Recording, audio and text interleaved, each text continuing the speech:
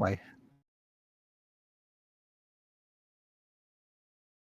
hello. How's everyone doing tonight? Pretty good, yes. I'm I'm excited to be here, but I like to think of the fun there is in what the world looks like after conflict. And this is the year 2013. It's after the great first Robotech war. So, we're in the future now. And we have four factions. They are trying to mold the future of Earth into their vision, but they have competing visions. We have the Robotech Defense Force, who are trying to help the integration of society because after this war, humans and Zentradi, who have decided to side of humans in the war, are trying to integrate as a society. And so they're working hard to try to make that integration a success. We have the Zentradi rebellion, who contains followers of Chiron, who truly believe that this integration is a bad idea, and they want to rise up and establish themselves to control humanity under Zentradi leadership. We have the Anti-Unification League, who is tired of being under military rule, martial law, for the last few years. And their goal is to carve out a space on Earth free of martial law. And we have the Robotech Expeditionary Force. Sorry, Robotech Expedition Force. There we go. The RAF, who's anticipating future challenges for Earth, and they want to unite everyone behind the RDF in an effort to form a unified front against those military challenges that they anticipate. Now, we have 3 players tonight, so in the free-player game, the REF faction is played by a bot, and we'll talk about how that bot's run. But if you're playing a 4-player game, that would be another human player. As you see, as I refer to them, I'm going to be using their acronyms, so the Zentradi Rebellion will become the ZR, the Robotech Defense Force will become the RDF, the Anti-Unification League will become AUL, and the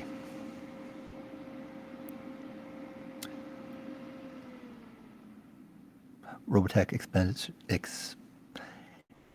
Expedition Force will become the REF. The game is played across 4 rounds. In each round, a player gets a turn. Now, the game doesn't have to last 4 rounds. It's possible, starting round 2, that someone wins.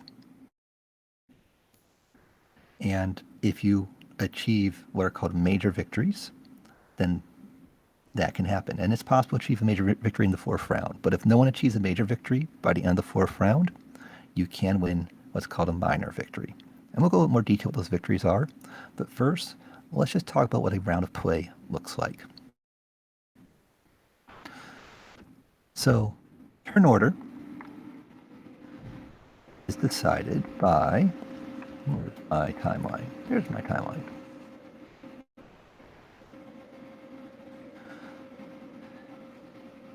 Each round is marked over here on the Reconstruction timeline,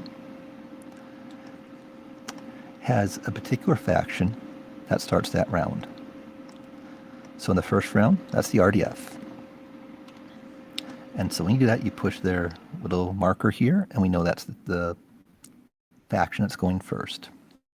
The next faction that's going to go second is going to depend on an event card. At the start of the game, I'm just going to take this top event card and flip it over. There we go. At the start of the game, all the factions are dealt 4 event cards. And what they're going to do is, when it's your turn, there are 4 steps to it. The first step is you can look at your event cards and you can decide, do you want to trade with someone? And my Tabletop Simulator has just crashed. Okay, I think we still see you in the game right now. No.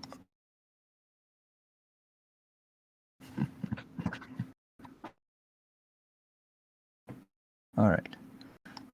Start.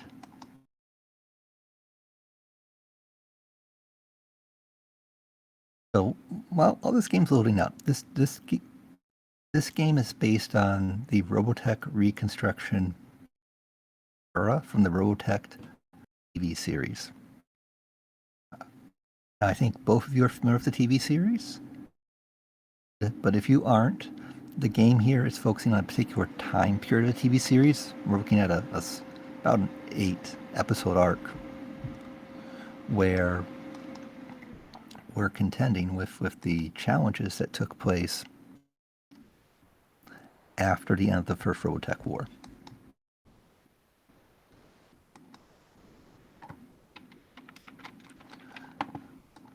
Yeah, it was a fantastic TV All right. series. I remember watching it as a kid.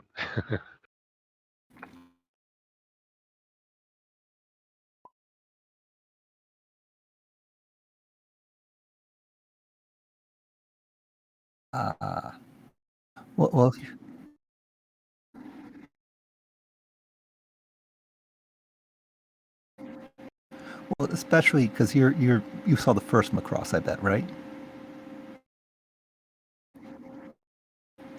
So we're still in the stuff that's highly inspired from the first Macross.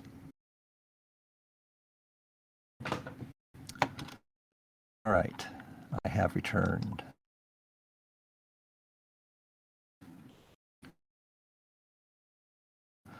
All right, everyone has their event cards, and when it's the start of your turn, the first thing you can do is you can decide whether or not you would like to trade one event card.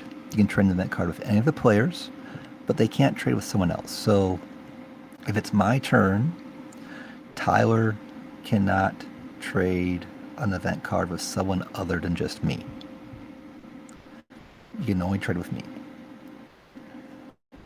Why might we want to trade an event card? Well, what we're going to discover is when you play an event card, there can be advantages or disadvantages to playing event cards that are not your faction. So notice this event card I have flipped up right now. You're going to see that it says Vertec Production. Now this is an RDF event card and I'm the RDF player. After I've done my trade an event card, I have to play an event card. And if I were to play this event card, you're going to see that the event card has this white box and this gray box. If I play my own event card, I get to do the stuff in the white box, but I don't get to take the optional action in the gray box. It's not a possibility for me. And if you were to look at the RDF faction board, notice we have what are called normal actions, special actions.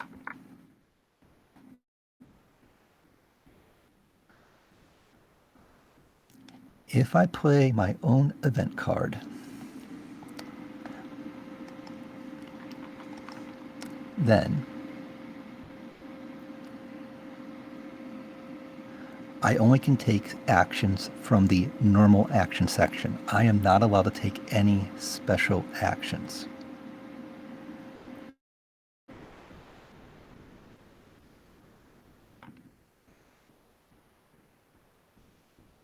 On top of that, I only can take one normal action.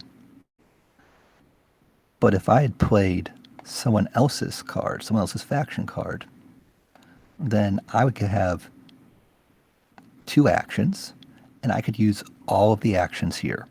whether it's a normal action or a special action. I don't have any limitations on the actions I'm allowed to take. So I can play my own event card, but I'm going to give up actions if I do that, versus if someone else were to play an event card for me, say Tyler here, it doesn't affect my ability to take both actions when it's my turn. And that's an important thing to keep track of. Because you will always face this trade-off of, do I really want the event card but give up my actions? Do I want to play someone else's card and if I play someone else's card, then I give them actions, but in return I keep all of my actions. So you have to balance that out. But as soon as I play a card, the other thing I want you to notice, if you look at this Robotech production event cards, you're going to see over here this column, and it's called the reaction column. And what it tells us is by playing this card, we find the first icon for one of the factions that has yet to have a turn this round. In this case, we look at the first one, and that's the Robotech the REF faction. And so we'd put this right here to indicate that they're going to go next. So the card I play doesn't just decide what actions are going to be taking place, but they're also going to decide who's going to be the next player.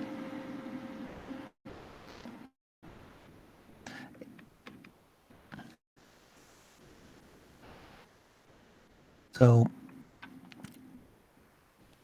let's get out. I'm going to get on our event card just so you can see when it isn't one of my own. So it lets me take a single card. There we go. Put that over. Perfect. So if I'd played The Power of Love instead of Robotech Production, I would get to have both my actions. And then I could pick whether I want to do any normal action or special actions. Now, if I play an event card, no matter what, whether it's my event card or a different faction's event card, the faction controls the actions. So when it says place 2 Robotech fighters from out of play in a RDF controlled city, the RDF player is placing those fighters. Now, if there's no RDF controlled city, guess what? I don't get to place the fighters out there. Stinks to be me. If there's only one city of an RDF that's RDF controlled, guess what? I have to place the fighters in that city. I don't get a choice. So the white box actions have to be executed as much as possible. And sometimes you won't be able to do them. And sometimes you have a lot of choices. And sometimes you'll be forced to do them in a very specific way.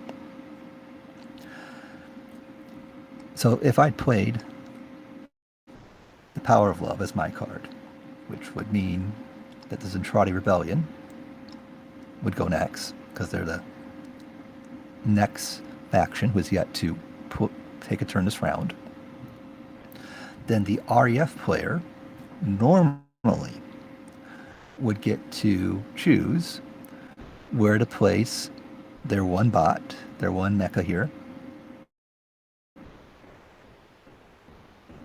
battle pod, be precise. And they could put them on any space on the board. And then they would be forced to flip all covert Zentradi units to overt if they're in that space, and move them to an adjacent space. But then the next action in this gray box, if it's being played by a player, execute one recruit action,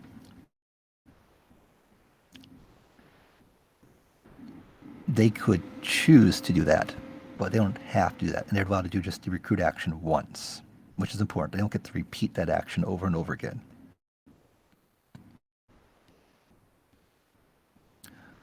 So I'm going to ask, does that make sense so far to everyone who's right here at the board with me?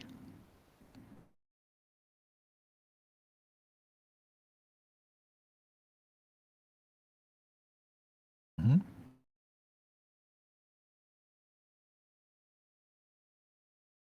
They get to control everything.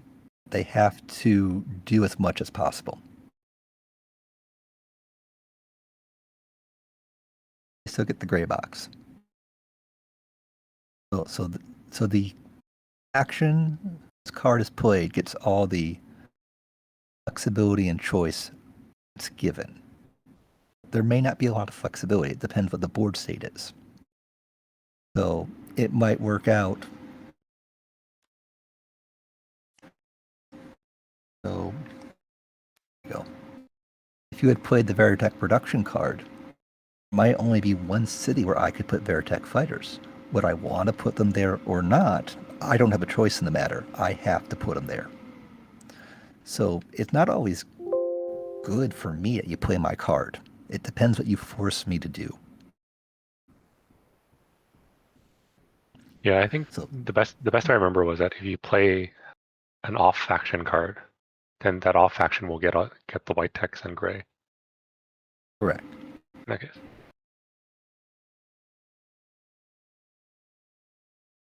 So after the actions are completed from the event cards, then move to take the command. So just assume for a moment that I played this one, that I have my full 2 turns. This over so we don't confused by it. Right. Well, that allows me, as the RDF player, a little board here, and say to myself, what would I like to do? And this board is very convenient. It's going to tell me all of my options and my costs and my conditions to do things. So in the Robotech universe, cost is protoculture. And if you're familiar with Macross, that's going to be a little bit different because protoculture is a different meaning in the original Macross than the Robotech series. But in Robotech, you can think of protoculture as being something you actually do stuff with it. And each faction, and we'll go through all the factions right now, have their own way of conducting their actions, but they all have a similar type of action. So you're going to see here on the Robotech board, or the RDF, that they have a move action, which all the factions have their own type of move action. They'll have a flip action, which all the factions will have. They'll have an attack action, which all factions have. They'll have an income action, which all factions will have. So you're going to see commonality in a lot of these actions, even though each faction is going to execute them in a slightly different way. And after I complete my 2 actions, because I played an REF card, I would end my turn by drawing an event card. And as soon as I draw an event card to add to my hand, I can't change what I do. It's final, because once I have that event card in my hand, I have information that might change what I would have done. And then it would move on to the next player's turn. After all players would complete their turn, the round would be complete, and we would go over and use the board. Let's see if you can do it. Resolution bar for the resolution phase, and we'd go through all these steps. And the first step is to check victory condition. So each faction has their own victory condition, and we'll go into more detail about those conditions. But if you are the Robotech expansion, the REF, the RDF, and the AUL, you're going to check to see if you've met it. And if you've met your victory condition and it's the second round or later, that's how you'd win a major victory. Now, I didn't say the Zentradi Rebellion because the Zentradi Rebellion are unique. Their victory condition is instant. As soon as they meet it, no matter where we are in the game is over and we are done. To check the victory conditions, we're going to scroll over, show it off right now. We have ourselves our victory card. And what we're going to see here is we have different conditions. We have an evocation league, where they want to have control of 5 or more cities during this check. And we'll talk about what control of cities looks like in a moment. We have the Robotech Defense Force, which wants 5 or more Zentradi civilians content. And we'll talk about what that looks like in a moment too. Of course, I have to double check if I just misaligned that, but oh well. And the Robotech Expeditionary Force, who wants to have 7 or more territories controlled by the RDF.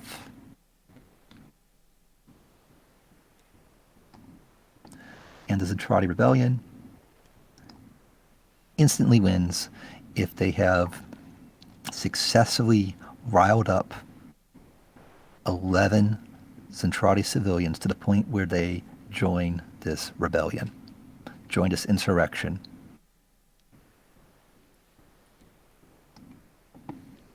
So if we're in the second round and the REF has gotten to the point where the RDF controls 7 territories, we'd say great, major victory, game over.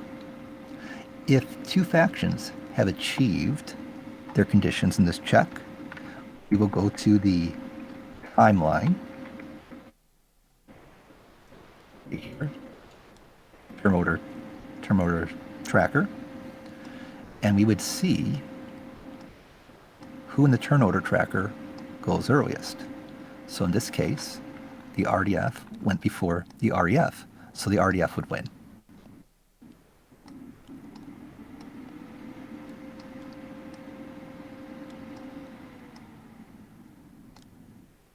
All right.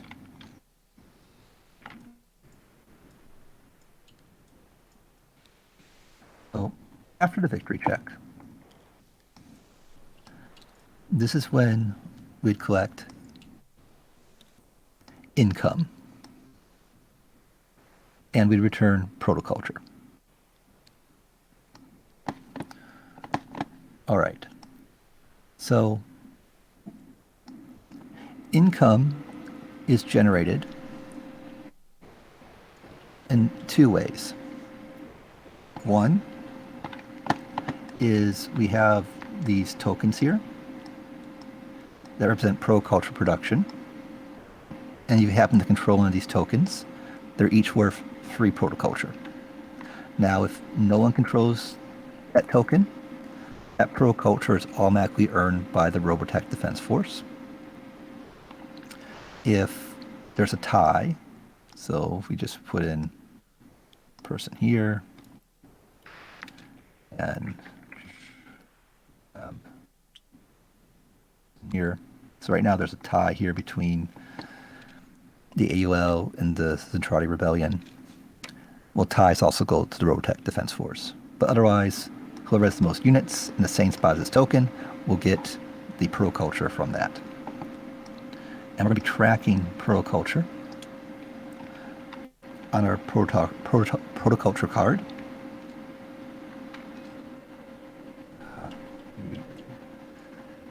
Where we go, yes.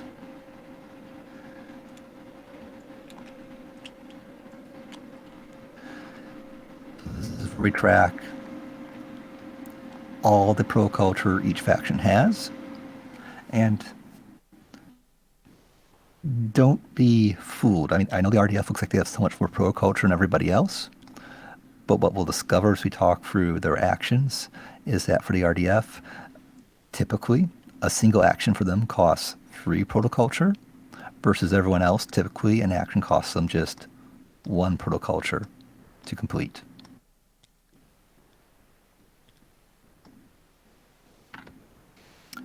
The other place where you earn income, or at this stage, is we are going to look at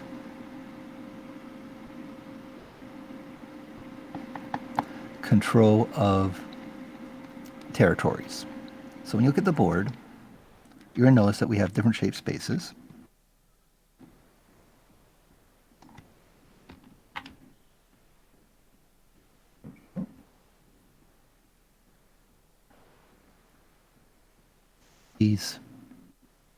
These hexagons are known as zones, and zones are not considered territories.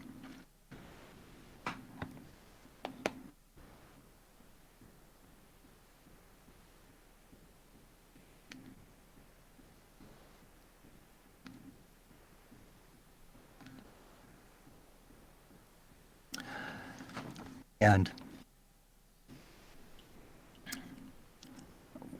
these territories are either controlled by the RDF or the Anti-Unification League.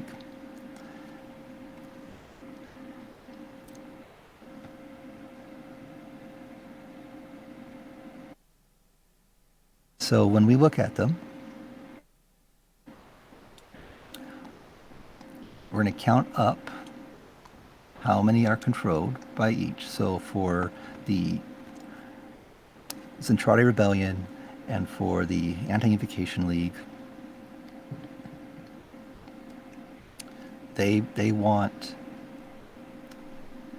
territories controlled by the Anti-Unification League. So they're going to count those up.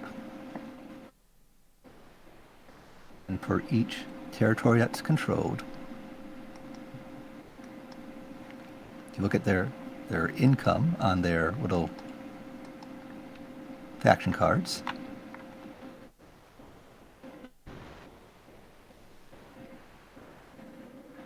they gain 1 protoculture per space.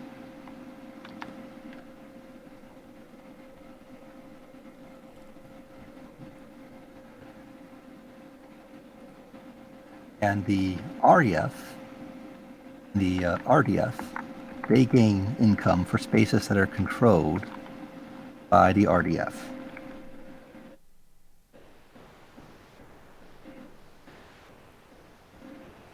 Now, the RDF gains 2 protoculture per space, but if the REF was playing, they would only gain 1 protoculture per space.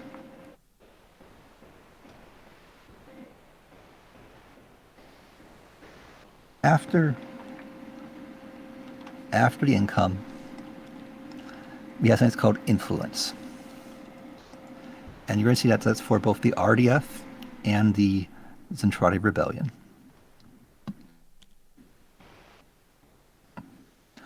Those players are given the opportunity to take the influence action on their faction cards.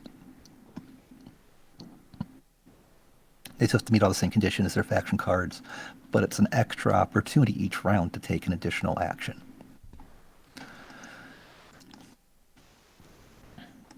Here it says return to hideout and flip to covert.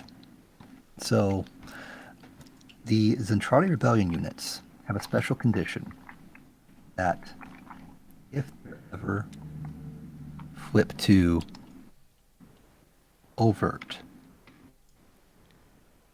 they have to return to the hideout and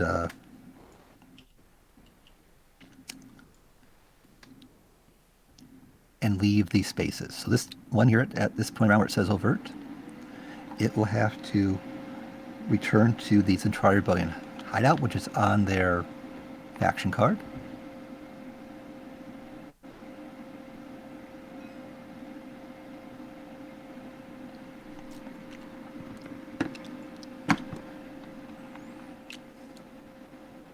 And then they get the reflip to covert. And being over in covert is going to be important as the game progresses, because not only do overt units have to return at the end of the round, but overt units can be attacked, while covert units, they're going to blend into society. You won't be able to attack a covert unit. Oh, just to give everyone a heads up, I found us a fourth player. So we will get to play 4 players. Oh, awesome. That's great then. Sounds good.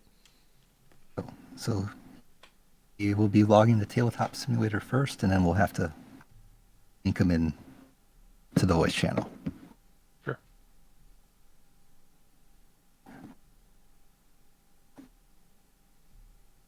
All right.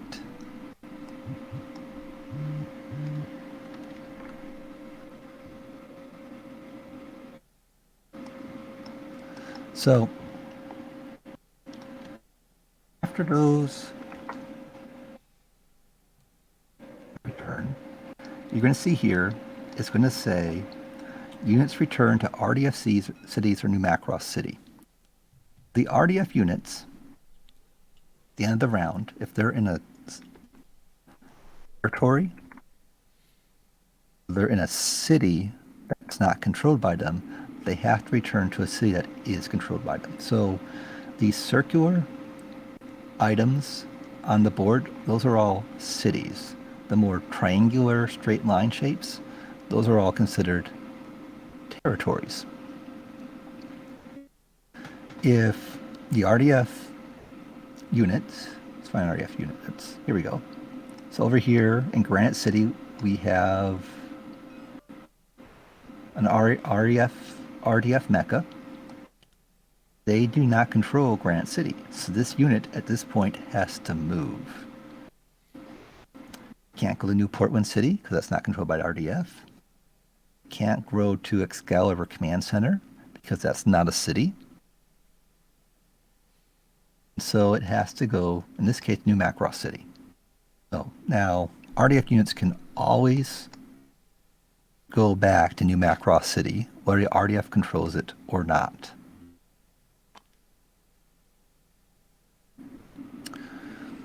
But the thing that can happen is that during the game, the Anti-Unification League can form new cities. And if they form new cities in a territory, say the Forest Preserve, well, if the RDF were to have control, so here's a situation where they'd have control, then they do not have to retreat to an RDF control city. In fact, they could retreat units, say here from New Portland City, into this space.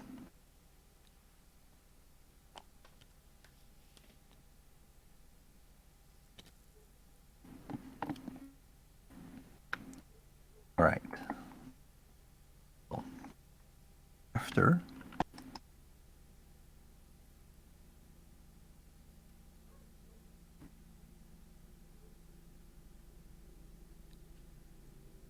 the RDF has conducted their retreats, and the Anti-Unification League and the Robotech Expeditionary Force are allowed to recruit units.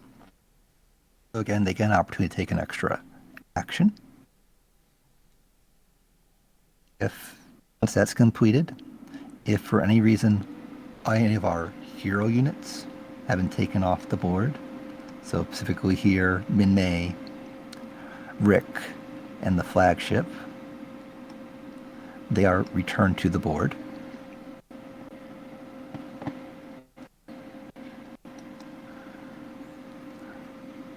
Now, when they are returned, Rick respawns in New Macross City, Min-Mei respawns in Granite City, and if we have a player playing the REF, then they can put the flagship on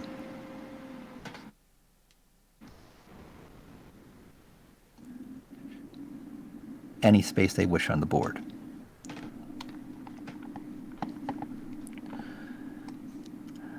At that point, we go here and we have what are called event deal outs. So there are some event cards that are dealt to certain factions every game. So if you go over here, you see this collection of 6 cards, and they have a number on them. And they tell you if you're in the resolution phase, whether or not that faction receives that card. So if we just finish round 1, the Entrada Rebellion would get this card of number 1 on it. In round 2, You see the Centauri Rebellion would get this card. The Anti-Unification League would get this card. Let's put this over just for sake. That's from round 1.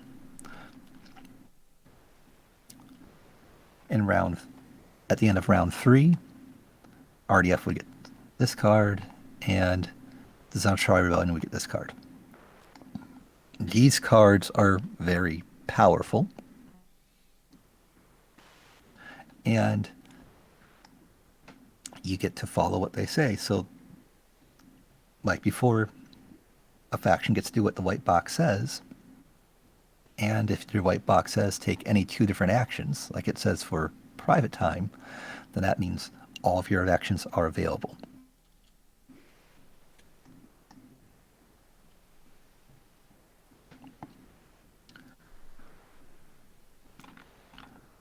Now I'm going to go back to the resolution phase. All right, so that brings us back to the final box, this resolution phase, which is you clear out the event timeline, which is referring to over here and over here. Let's put this in this card. There we go.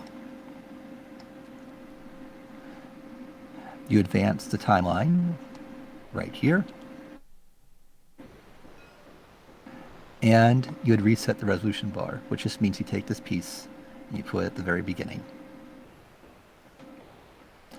And that would complete a round of the game. Questions about that structure so far? I think that makes sense to me. Yeah, so far so good, I think. Okay, good. So we're going to talk a little bit more detail about the actions of each faction, so you know how they work. But also want to talk a little bit more about control. There's some area control in this game. And control, though, is a joint effort. If I'm looking at a territory, I'm seeing if the Anti-Unification League, the AUL, or the RDF control the territory. I'm actually counting up 2 sets of units. So the Anti-Unification League includes not only the Anti-Unification League units, but the Centauri Rebellion units also count towards control for the Anti-Unification League. So if you're looking at New Portland City, for example,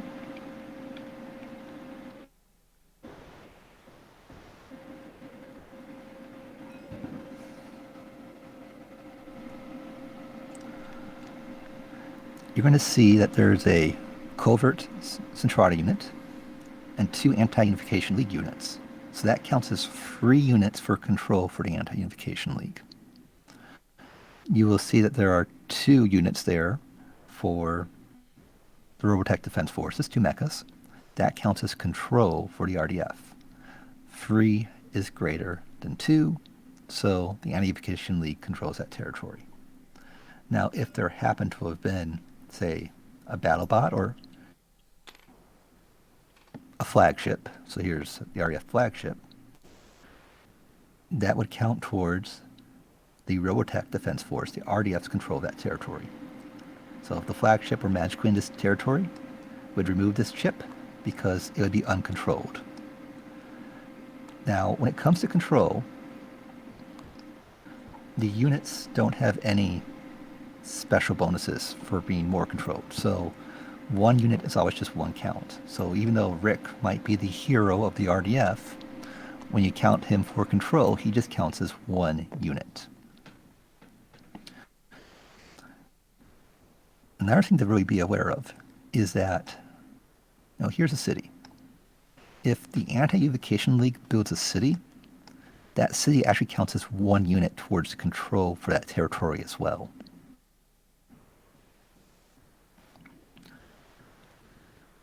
So cities also count towards control.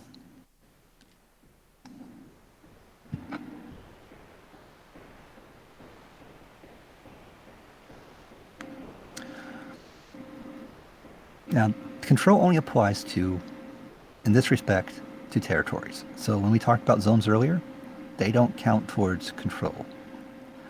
They do are spaces where you can talk about who controls the pro culture, but that follows the set of rules we talked about earlier.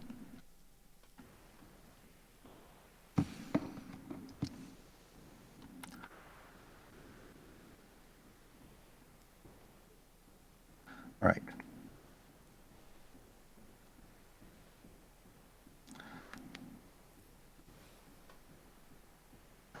Let's start talking about individual factions' actions.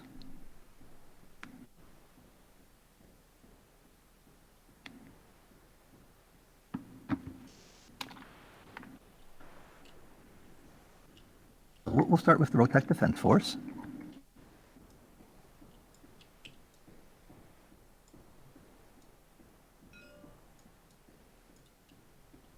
There we go. And we'll start off with their move action. So you're going to notice with actions, we have these little signs that are these arrows. That means the action is repeatable. So as long as I have pro culture and I meet any of the requirements, I can repeatedly do that action.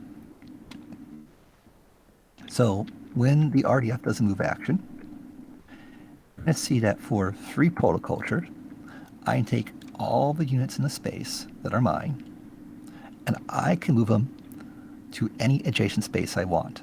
So if I were to spend 3 protoculture, so just get used to it, I'm going to move this down for 3. So I'm down to 27. I can send a unit over here. I can send a unit over here. I will send Rick over here.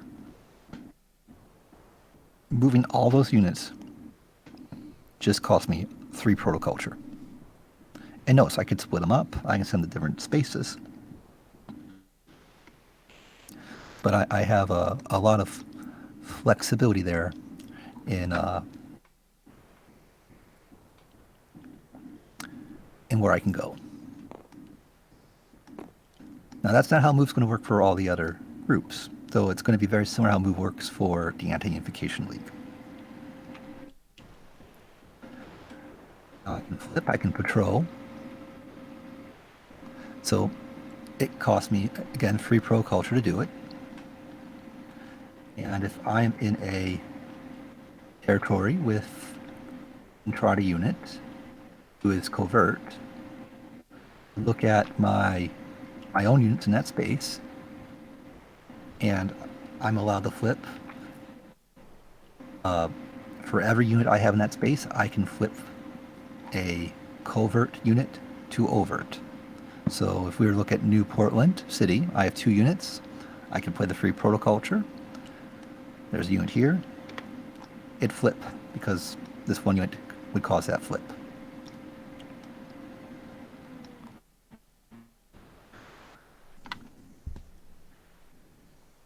Now, I mentioned before that some of these actions are repeatable, but they're repeatable so long as you're doing the same action.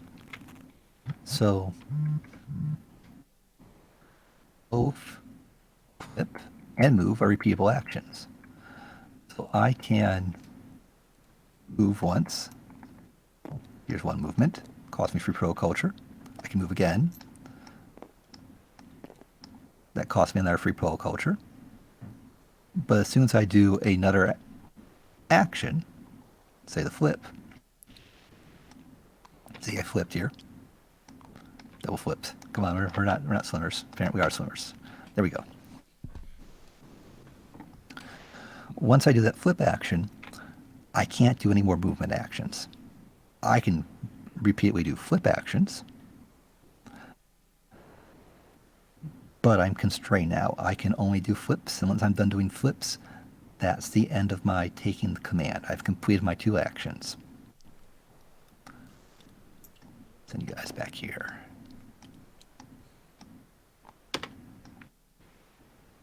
All right.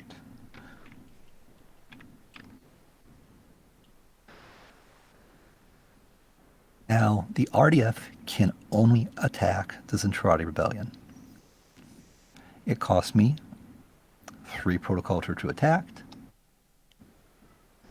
and When I attack, I can only attack overt units. So right now in New Portland City, I may say I want to do an attack action. It won't do me any good because this entire rebellion unit's covert, so I can't actually attack them. But if I were to have units, say, in the reclamation sector right now, which I don't, but we'll just pretend I do. Here you go. There's a unit. I could attack that unit because that unit is overt. When I do that attack, different units can take out a different number of attacks, units I'm attacking. So a Veritech fighter can take out 2 units. Rick, who's really in a Veritech fighter, can take out 2 units, and a mecha can take out 1 unit. When you attack, and this is true for all attacks for all players, while I can tell you how many units I'm going to take off, it's the defending player who removes the units. So I don't get to choose who I remove. The defender gets to choose which units got removed.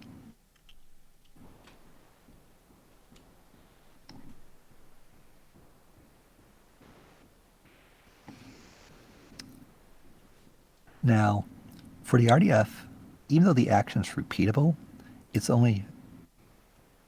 only do it once per territory in a turn. So if I do an attack in New Macross City,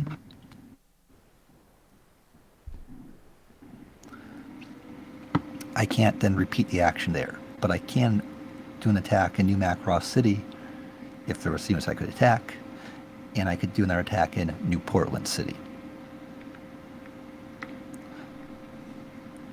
Income is a way of generating money. It works just the way we described it earlier when we did the resolution phase. Recruit is a way for me to expand my force. For me to successfully recruit, I have to be in the city that's controlled by the RDF. So that limits my options. I cannot recruit, for example, in the northwest quadrant because that's not a city.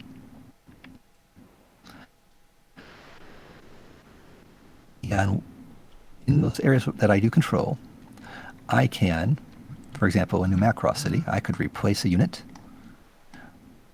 with a mecha. And specifically, that's an AUL unit that you have to replace, right? That's correct. Each unit I replace just cost me 3. I replace another unit, it cost me another 3. So that would have cost me 6.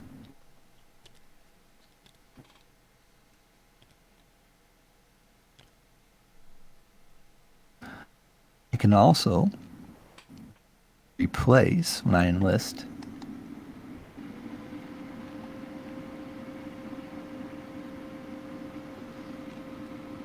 so not for recruit. I can also elect to replace 2 of my mechas with a Veritech fighter. So I recruited this guy here, got out a mecha. I could done another recruit action and brought out a Veritech fighter.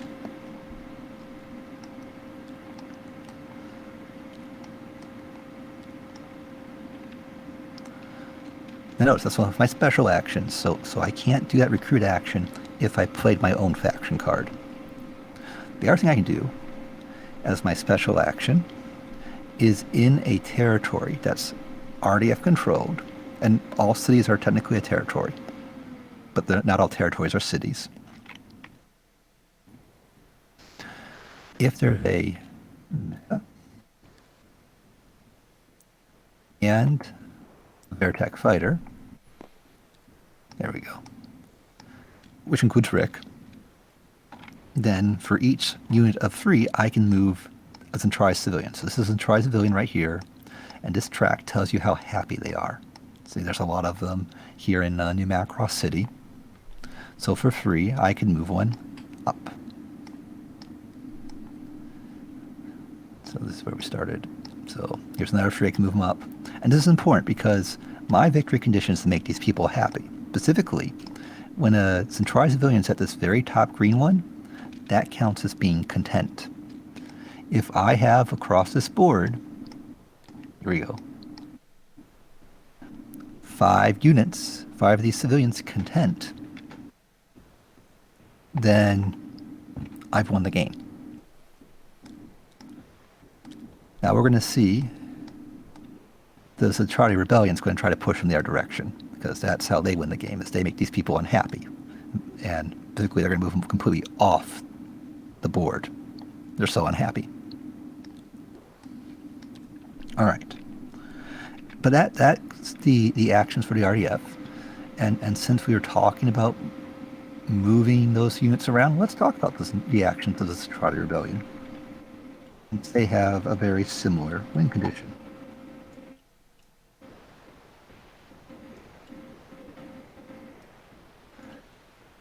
Now, their win condition is to remove 11 of those civilians off the board. And as you see, their influence action is in their special actions. In fact, what we'll do is we're going to work our way up instead of down this time. Now, for them to do their influence action, territory has to be controlled by the Anti-Unification League, the AUL, and a special hero here. This is Chiron. Chiron also has to be in the territory.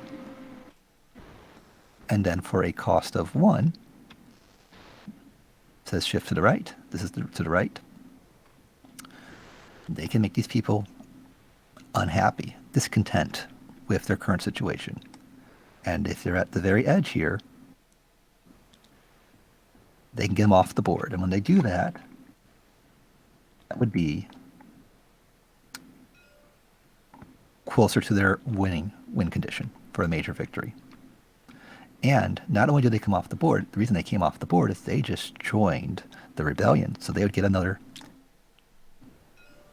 unit for their cause. All right, put you back.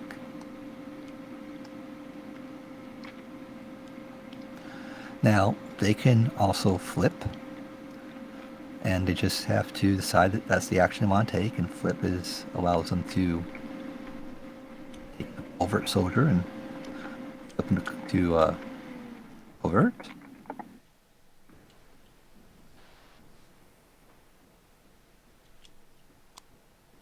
Yeah.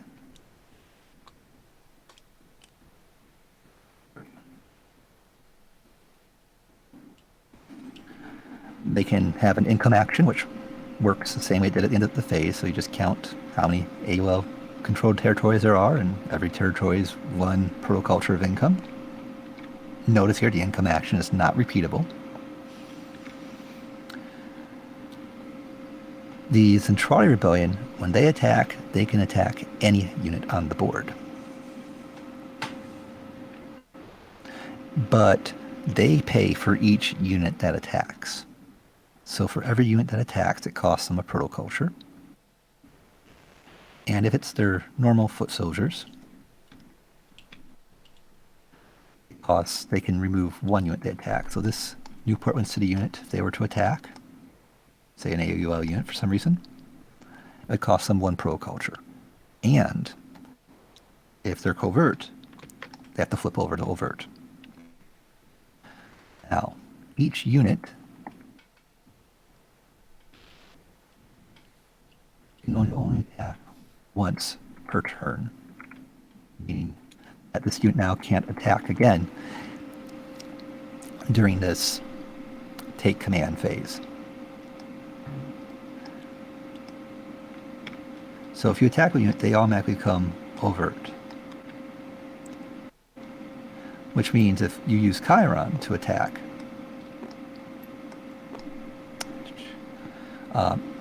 Chiron's special. So let's see. When Chiron attacks, Chiron can take 2 units off the board.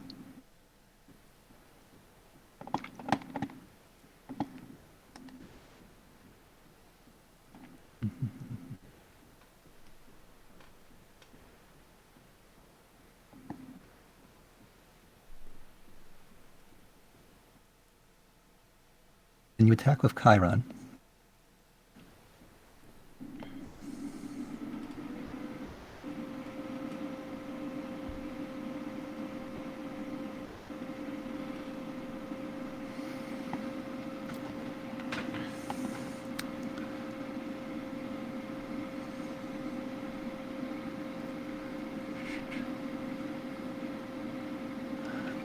it doesn't flip him over.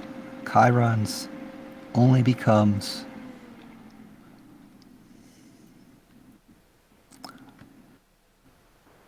Chiron only becomes overt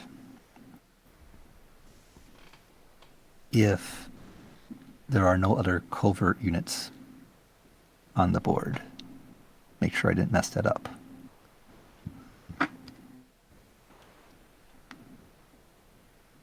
So he stays covert if there are covert soldiers present in his base.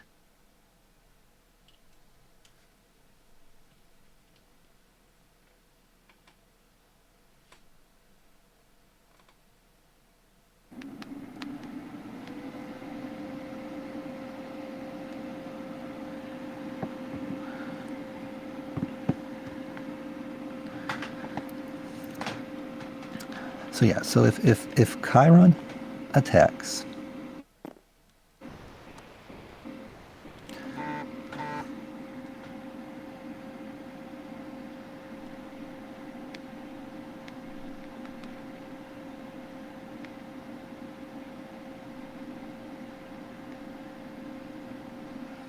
if Chiron attacks,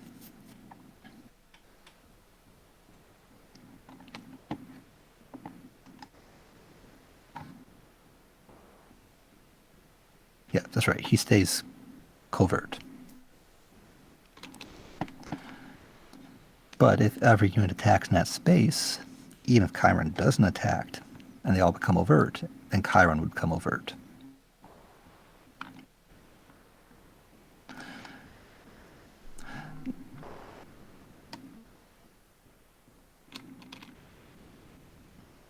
So the other action that the rebellion can take is they can. Oh, I think we might have lost him on the voice. Tyler, are you still there? I am. I was just checking. Yeah, he dropped out of the voice channel. I still see him on. He's still doing stuff on Tabletop Simulator. Okay. I'm hoping I can message him here. Yeah. Let's see if we can. Let's see if I can do it on the Discord or something.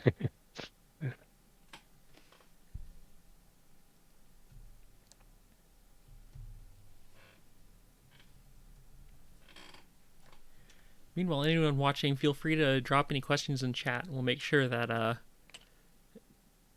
they get brought up and clarified for you.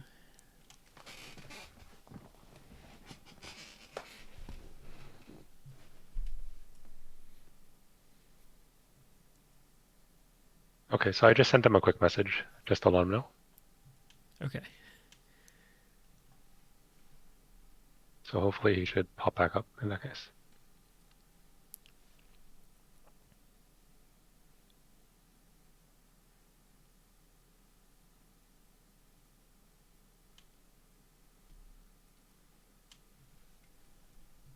Hello?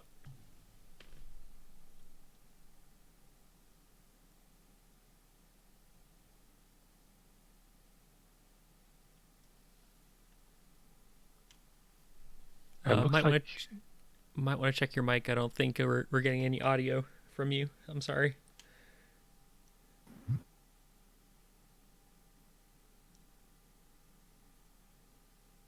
I think he's trying to enable his audio again, I think. That's what it seems like. Okay. Yeah, so I think this is gonna be interesting. I think so Tyler, you and I are on the same side, I guess. We're Quote the side. side, yeah, exactly. There can only be one victor. Exactly. We're allies for now. We're fighting, supporting the anti-RDF, REF.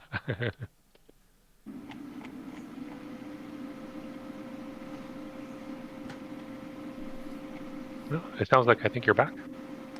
Oh, you can hear me? I wasn't sure yet. Yep, Yeah. you know, you're good now. You're back now. Yeah, you dropped off for a Okay, little bit. okay. Then you were still in the GTS game. That's why, but I think Discord for some reason timed out on my desktop. Okay, so I know I was talking about Recruit, but I'm not sure how much you heard about Recruit. I don't think we got any of it. So go Yeah. ahead and start that one. Start from Yeah. there. Okay. Okay.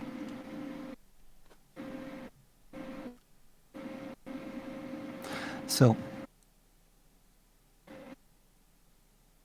the Party Rebellion can also recruit. And specifically, they can recruit in a territory that's controlled by the AUL, like Granite City here, that has a battle pod in it. And it would also need to have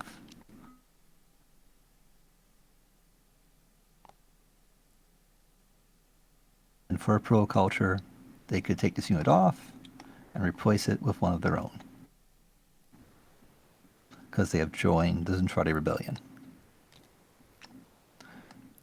Alright. Now, movements of the Zentradi Rebellion, each unit you move costs a pro culture. So, we'll put 2 units here in the Forest Preserve. If I want to move these units from the Forest Preserve to the Reclamation sector, that would cost 1 pro culture. That would cost 2 pro culture. And so if we're on the pro culture track, we'd move that down by 2. But there's also a neat thing. So, Zentradi units are always considered adjacent to the Zentradi hideout. And that's important because I could always move this unit to the Zentradi hideout, and any units that are in Zentradi hideout, and there's already units here, can go anywhere on the board for 1 protoculture. So for 2 protoculture, I can move from the Forest Preserve, the hideout, and from the hideout anywhere on the board. So we'll send them to New Portland City.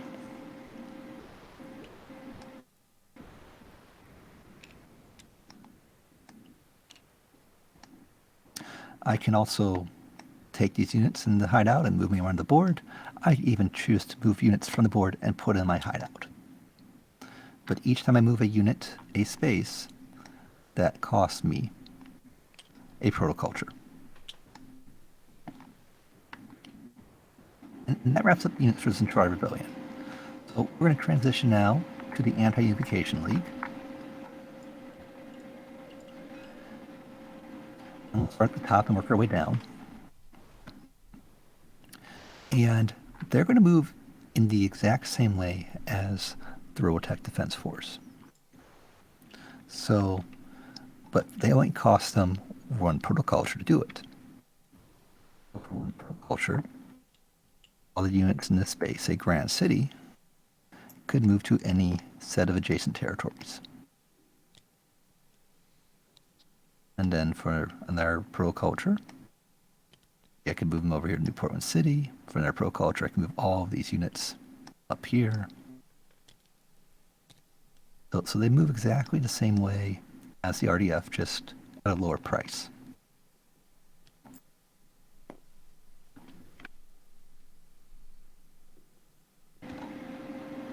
Now, since you're both familiar with the series, the way they influence the world is Min-May froze a concert. That's pretty And fitting Min-May with the whole froze- series. Min-May froze a concert. For a concert in Granite City. Granite City.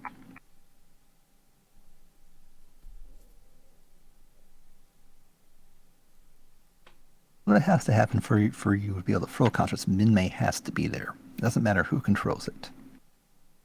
But the impact is that Min-May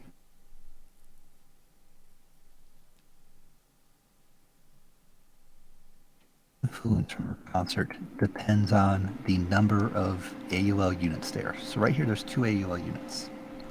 So you'd spend your pro culture, and then you have the ability to do one of 2 things. You can either use that to move Zentradi civilians twice here, so you can make them happier, sing songs and make people happy. Or you could sing songs that make them feel bad. Well, that's up to you. Whatever mood remains in that day. You can also use it to generate income. So I could have moved one person up, and instead of moving a centralized civilian, I could have added one protoculture, because I have one guy here. Now I've increased the number of people here. I could have decided to have moved one person up, and then used the rest of the people here to generate 3 protoculture.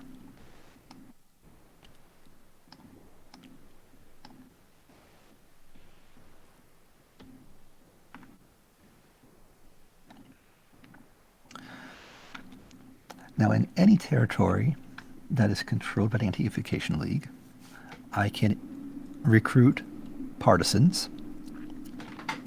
It costs me 1 proculture per partisan.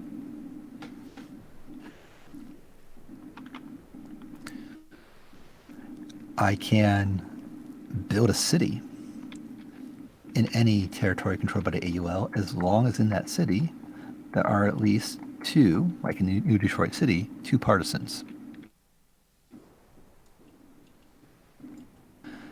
So this is not a repeatable action, so I can only do it once, but I could 2 people out, and I'd build a city, but because there's a RDF unit here, it becomes uncontrolled. But if I were ever to regain control of New Detroit City, I would actually gain 2 cities towards my victory condition, because New Detroit City would count as a city, and this city I happen to build in the same territory would count as a second city. Cities can be built anywhere on the board. So cities can be built in territories, and in other cities they cannot be built. They cannot be built in zones. You cannot build a city in a zone, only in territories.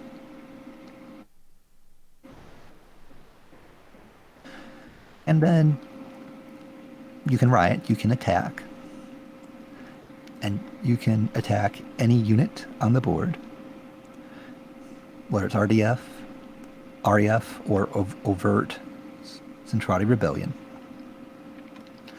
You attack, though. Let's say you did the attack action in New Detroit City. It takes 2 units to remove 1. So you would spend the cost for the territory, 1, and then based on how many units you have available, that's how many units you take off. So if we were to have a second unit here in New Detroit City for the RDF, because I only have 2 partisans, I only can remove 1 unit from the board. Now, I will point out, for any time you attack, the units go what we call out of play. Out of play units can be brought back into the game, later in the game, for recruit actions or card actions. They're not permanently gone from the game. And so that completes the AUL. And now we are going to look at the Robotech Expenditory Force, because we do have another player. He is currently watching the Twitch. He has not joined yet because he did not want to interrupt the explanation. But he is here, so I'm going to try to remove everything off here. Yeah, I had Yeah, I locked know, we made a big mess. I had locked the AI board so it didn't get bumped around, but Yeah, I can throw the deck of cards back into the little bag. We'll probably just set the whole board, because we won't have to worry about things being in the wrong place. Oh, that's a good point, yeah. I can just reload the mod, and then it'll just reload the scenario. Exactly. I mean, I'll just do that. Okay, so I'll just do that really... I was gonna say we could do that after the explanation. Oh, good Because we're point. probably Yeah, gonna that mess makes it up it easy. anyway. Yeah, that's fair. Exactly. Yep. All right. So, again, roughly, so there's 7 guys here. I think start off with 3 and constructed. Yep. There we go. So, the Robotech Expenditory Force is going to move similar to the Centrati Rebellion, in the sense that if I have a unit over in those lands, I'm going to move to Grant City, cost me 1 proculture, It'll cost me another pro culture, go to Force Preserve. And I have to pay for it on a per unit bias. But I had this nice little fancy flagship. And all the things you see here is in the word under constructed. Those units are currently on the flagship. So the flagship can move around. You could say, well, that cost me 1. That cost me 2. And then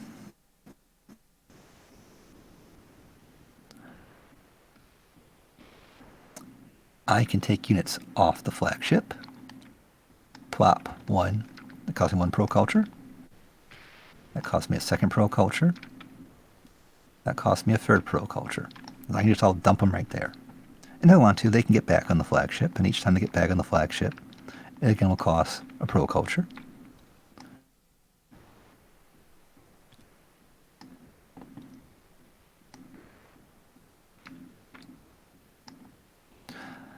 That gives me a way to sort of move around as a group.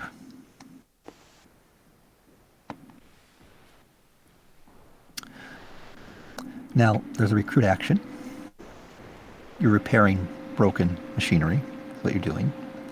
And when you do the recruit action, you move one of these battle pods into your flagship, into the constructed area. They're all ready and fixed, ready to go. And that costs 1 pro culture for each unit you move from assemble to construct.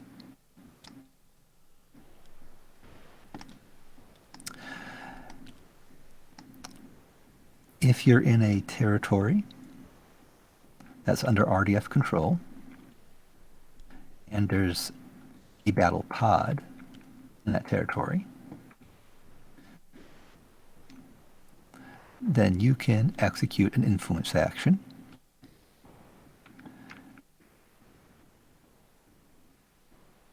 For 1 pro culture, you can make people happy or sad, however you're feeling.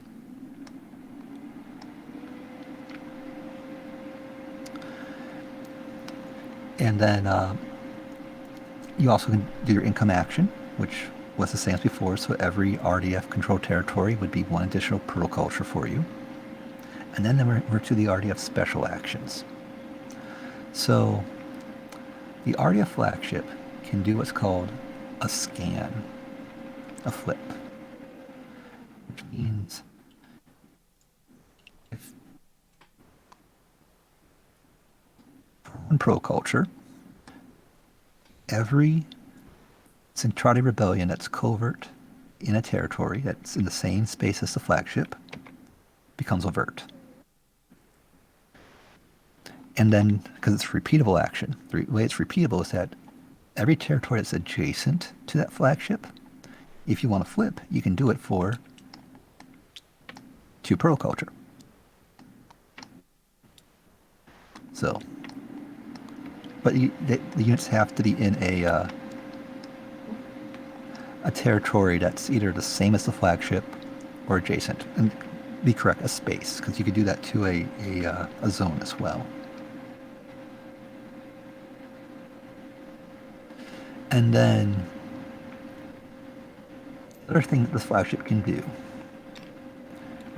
we can put a whole bunch. We'll just put a whole bunch of units right here from the Centrati Rebellion, and we're going to get them all flipped. And since they're all flipped, if Chiron was here, he would be over 2. For 1 protoculture, it goes bing, bang, boom. It just blows them all up. But notice, it's only in the space that the flagship's located at.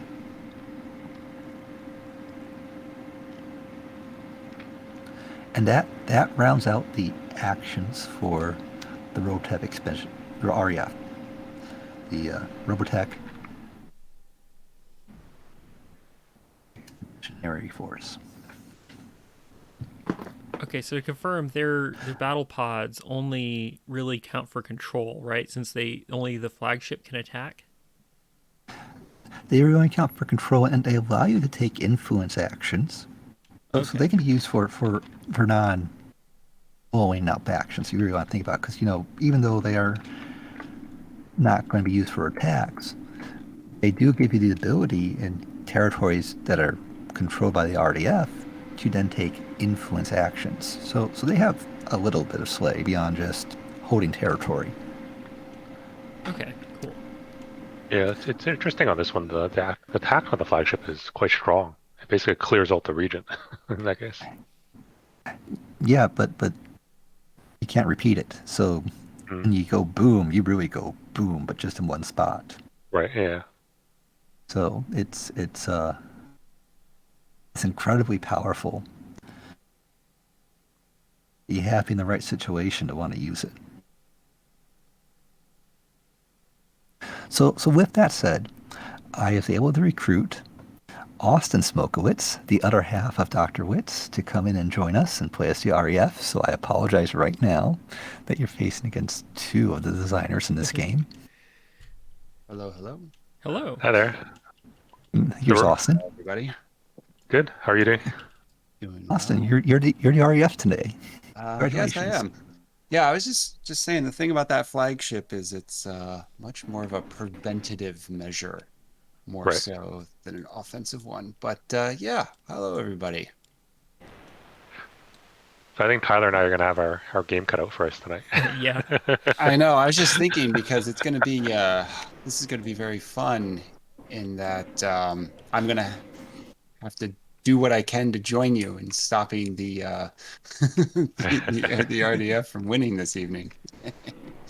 I mean, as we like to put it, you have a full enemy, a half enemy, and a half ally. Right. And Yeah. Yeah. right now, my half ally is the REF, so I don't know if we really planned well for this or not. I mean, I think we planned well for me, but I don't know if we planned well for you. Oh, that's all right. We'll figure we'll figure it out. We'll figure it Yeah. out. It's okay. I won't So be too demanding. It's also okay. I still have fun with games when I'm losing. So So well, I mean, if we're okay with the teach, I can reload the mod now, so it can perfect. basically reset everything. So maybe Okay. are we good to go for that? So I can restart it. Yes. Okay. So I'll just reload it.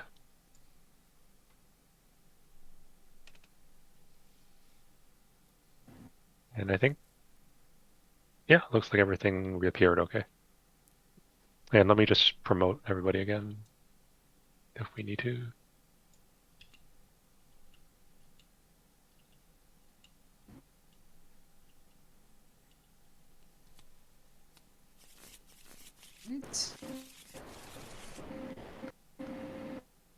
Right. Yeah, I get to go first. Oh, Taking care of that shuffle. Hmm. thank you. And I guess we can drop.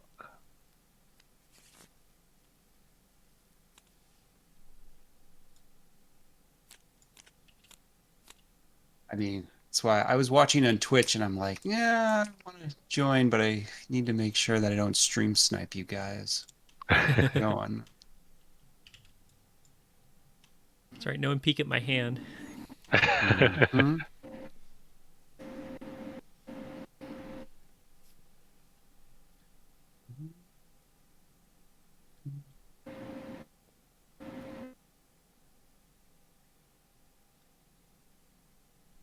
Okay. Aaron, I would love to trade a card with you if you're up for doing that. I got a good one you I'm, could play right now that would be helpful. and you have that you think will make me so happy. No, let me, let me show you this one here. What do you think? If you're willing to play that? Just gonna take it back. So I think we should trade, but I might have a card that's actually better for you. Well, no, that's a card I want to give to you. I know. I think you should give that card to me, and I think I should give a Okay. card to you. Oh, that'd be But perfect.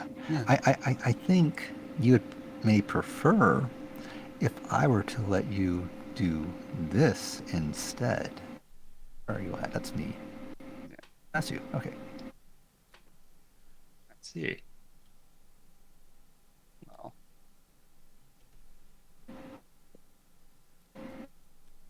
That wasn't the trade. I was just showing you the card, right?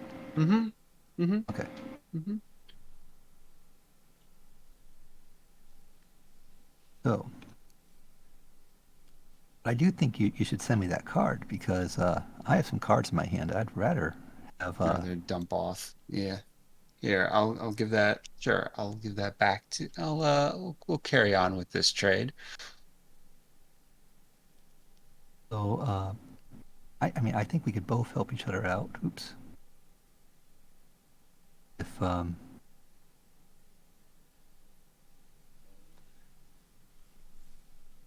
hand it to you right now. I think that we could use that as a counter. Yeah. Okay. All right. All right. All right. So I think that works. I'm worried now. Don't worry. Don't worry. Don't worry.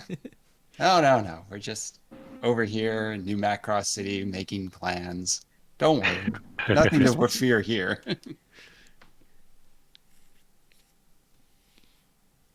all right. Are you going to? Actually, so I'm going to put down the one you originally gave me. Okay. I think that's going to give us a better turn order. Hmm. Because We're you know playing- I'm trying to starve someone of money. So we are the same. Right. So, So I'll go next, I guess. well, it's going to go next. Yep. So because it's an REF card, so I get to carry out the white box and the black box. Yep. So I get to pull in 2 units from out of play of theirs. And let's see here. I think we'll just use that opportunity to do this.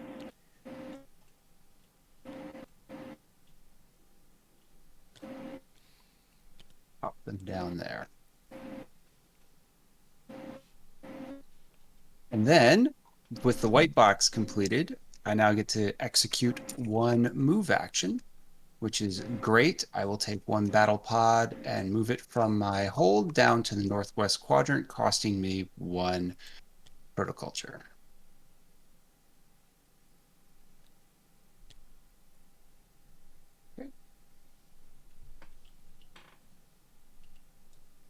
All right. Okay, so I guess that's the end of the turn. So then Tyler will go as a No, now Yeah. it's time for Aaron to sorry. take command. Sorry, you do the action. Sorry, yeah, I forgot. Yeah. Now he gets to get into the action phase. So yeah, because, this is the event card. Yeah. Yeah, because he played an event card of mine, of not his faction, he now gets to take 2 actions from his normal and special actions. Right. Yep. Exactly. And I just want to I'm laughing silently to myself because what I just did with that card is absolutely not what he expected, and I just kind of screwed him over a little bit with that play. Are you sure, Austin? A little bit. Are you sure? A little bit. We'll sure? see. We'll see. I think B try is overestimating himself right now. But so I'm helping you guys out. I swear. All right.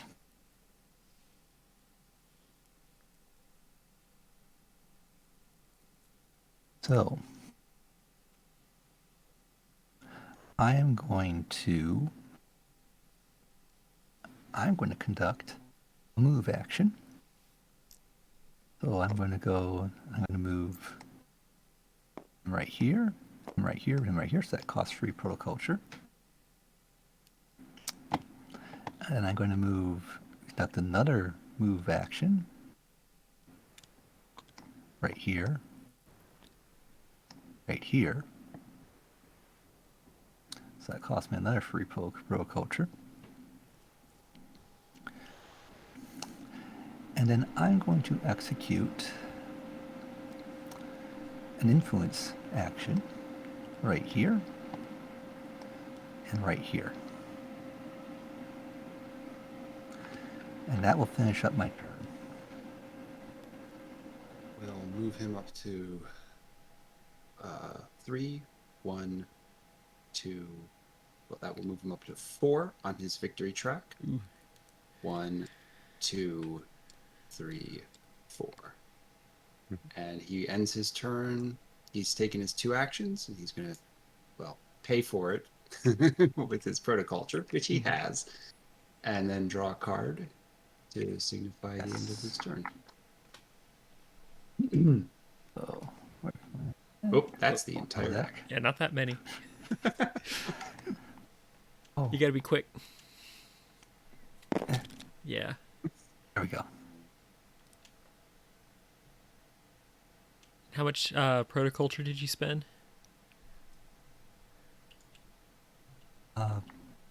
You shifted 3 guys? So no. Spent I spent 12. 12, okay. on that move. Yeah, on that turn. So That should be down to 18. 18 then.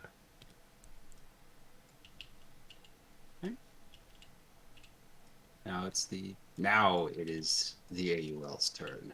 Yes. I'm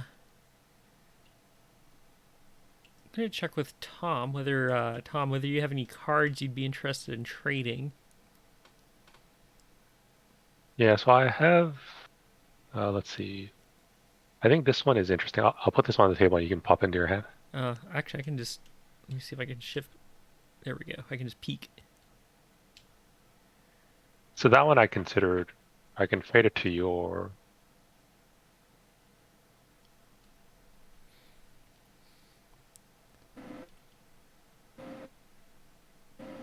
What I'm thinking is, for now, if you have any of your own cards, Yeah, you'd get a so little more efficiency out of that. Yeah, that's true. So I would say the other option is I can trade you this one. Because I'll pull this one back, and that will give me. That's potentially helpful in that case. Yeah, maybe. Because I think right now. We have to shift the support back from Yeah. the calibers and the northwest quadrants. Yep. Macross is juicy now. There's only 2 units defending for control. It's true, and there's a lot of I guess most of the actions will only shift one civilian, right? The influence. I'm pretty sure mine only does one. Yeah, my influence is repeatable. I just need to get Chiron on the board. But I need you to control it. Yeah. So I need some partisans out from your side in this case. All right. So. And for the AUL, you can shift 1 influence per partisan you have in the territory. So okay. Potentially more than 1, but that's up to you.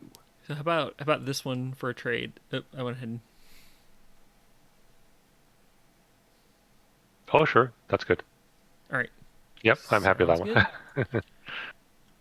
And I think I'll go ahead and play this one that you traded me, unless someone else has a reason to offer a trade as well. I have one potentially, but maybe that's for a different round. Okay. That we can talk about. All right. Have to see how things are going. I'll play this one. I realized I'm not a super fan of. Oh, wait a minute. No, RDF is already gone, so they're not going to go again. No. Instead, you're saying it goes here. Yep. And then here. Yeah, I'll go last. Like, yeah. Oh, come on. Give him all that money. Come on. That's very helpful. Stop that. I mean, well. So I take 2 protoculture, place them in space with Zentradi units. Oh, I'll pull this one. And I'll put them. Where are my Zentradi forces? So you got forces here, here, here. Yeah. So I'm going to put them here into the wastelands. And I'll pull the second token from the industrial. And we'll put them. Where's my other covert guy? Portland? Portland's good too, because that's AUL control. And then. So they need to go into the same space. So if you're putting one here. Oh, same space. I didn't see that. Oh, yeah, I didn't realize that. Okay. Yeah. So I thought they were split space. Yep. Okay, got it. And then the second part is place all Zentradi units from different spaces in the hideout. Yeah. So this you're- means I'm going to pull the guy from Detroit City out. and That guy out in that case. yeah, Okay, so they pop back this inside. area becomes uncontrolled. Yeah, this one. Does it Oh, does it go back to covert when he takes it back? No, no, Was- no, no, because Oh, it I would see what stay you're saying. over. It happens here during the resolution phase is when they would flip. Gotcha. But Okay. at this point, they're just moving. Gotcha. Okay. But if it stays there, then yeah.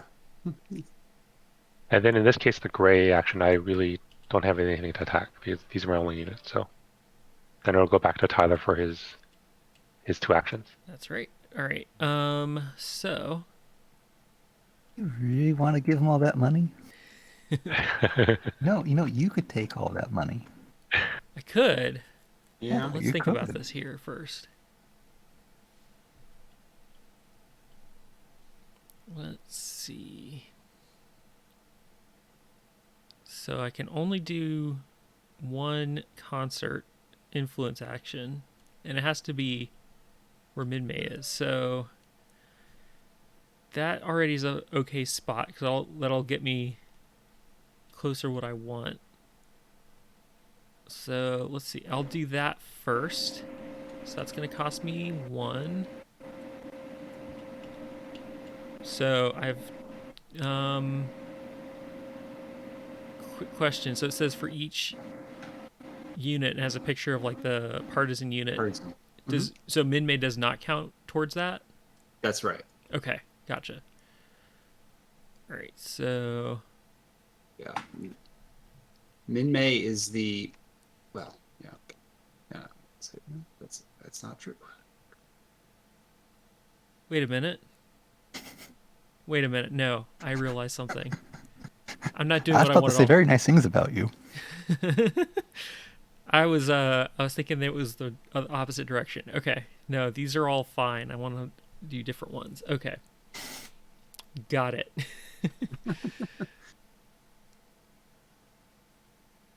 All right. How am I going to do this exactly? So I'm going to do a couple moves, I guess.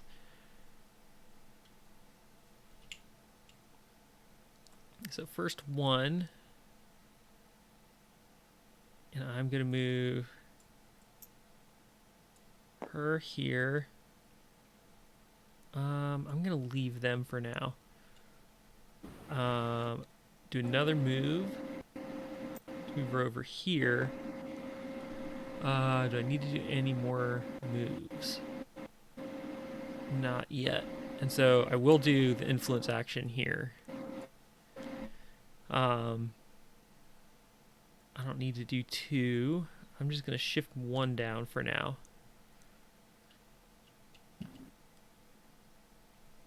All right, so that should adjust this down to 3, correct? Yes. But be reassured, I can't win this first round. True. That's actually good to remember. I forgot that the conditions don't apply till second round, but Mm-hmm. okay, I think that's my turn. I think that's I've done 2 actions now. Well, the move is a repeated one. So Well- I think you need to do a separate. Oh no, the influence. Oh, that's right. Yeah, Yeah, I did the influence, Sorry, so yeah, after yeah. that I can't move Mhm. anymore. Yeah, I keep forgetting it's doing. Yeah. All right, now I draw a card. Yep. Okay, here.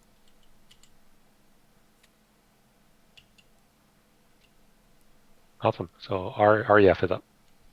Yep. Figure out what to do here. So, They have way too much money over there for the rebellion. I know.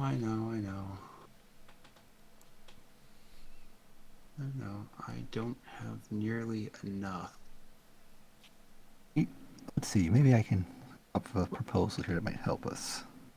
I mean, would you like to take out these? How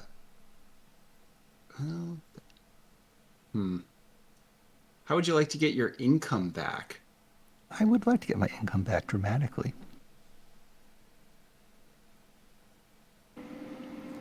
Okay. But the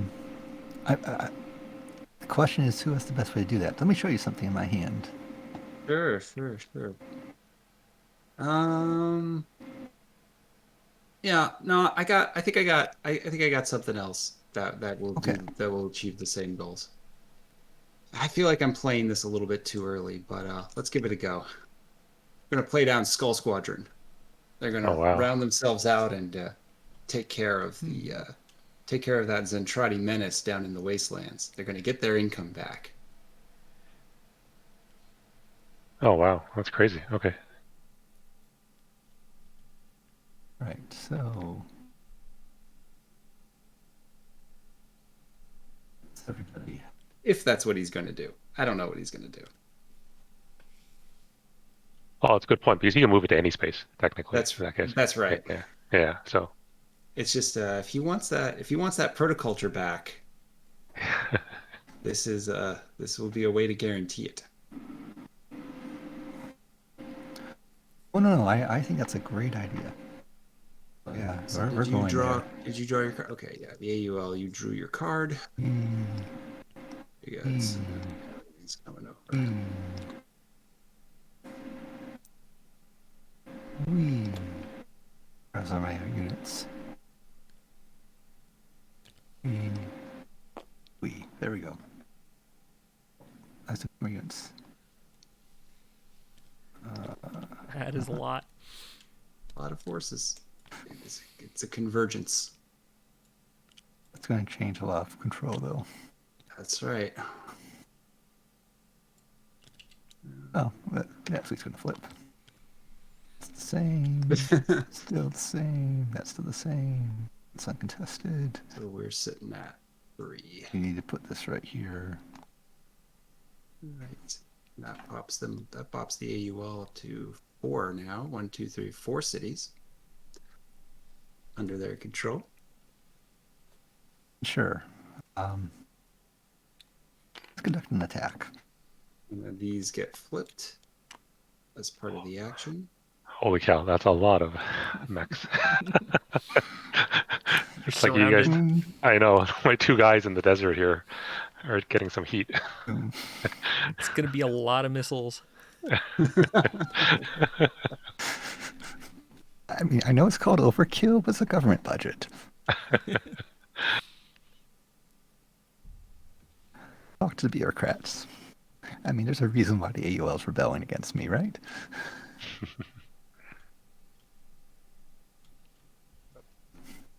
And you did take, and then you paid for that attack action.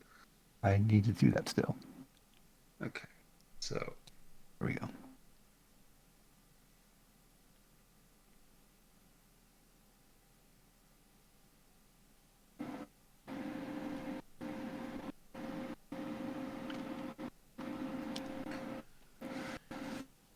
All right, and that wraps up my actions. So, head F on REF.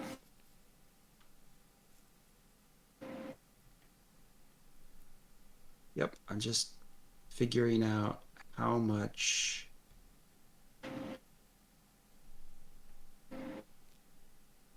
Ah,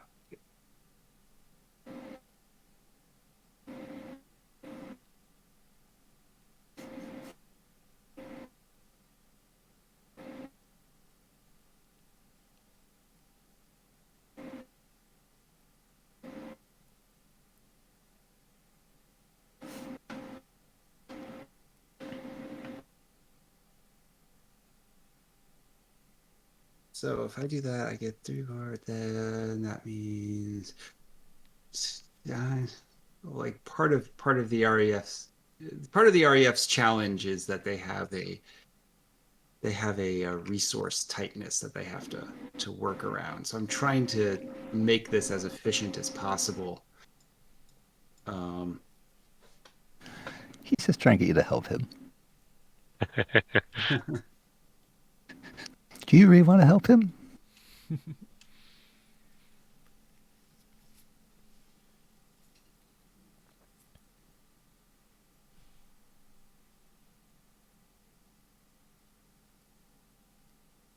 Now the REF are traitor to the Zentradi cause.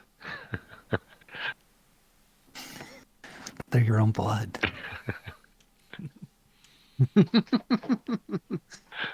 True, but they went the wrong direction though. So we have to re-educate them.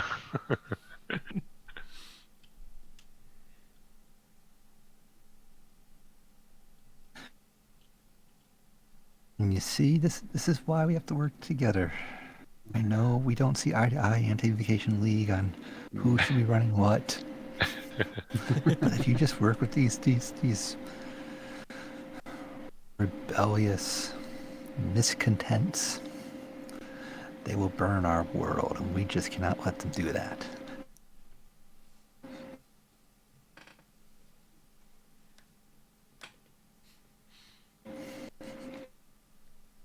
But I, as your well-informed government military, when you let them go that money, I bailed you out.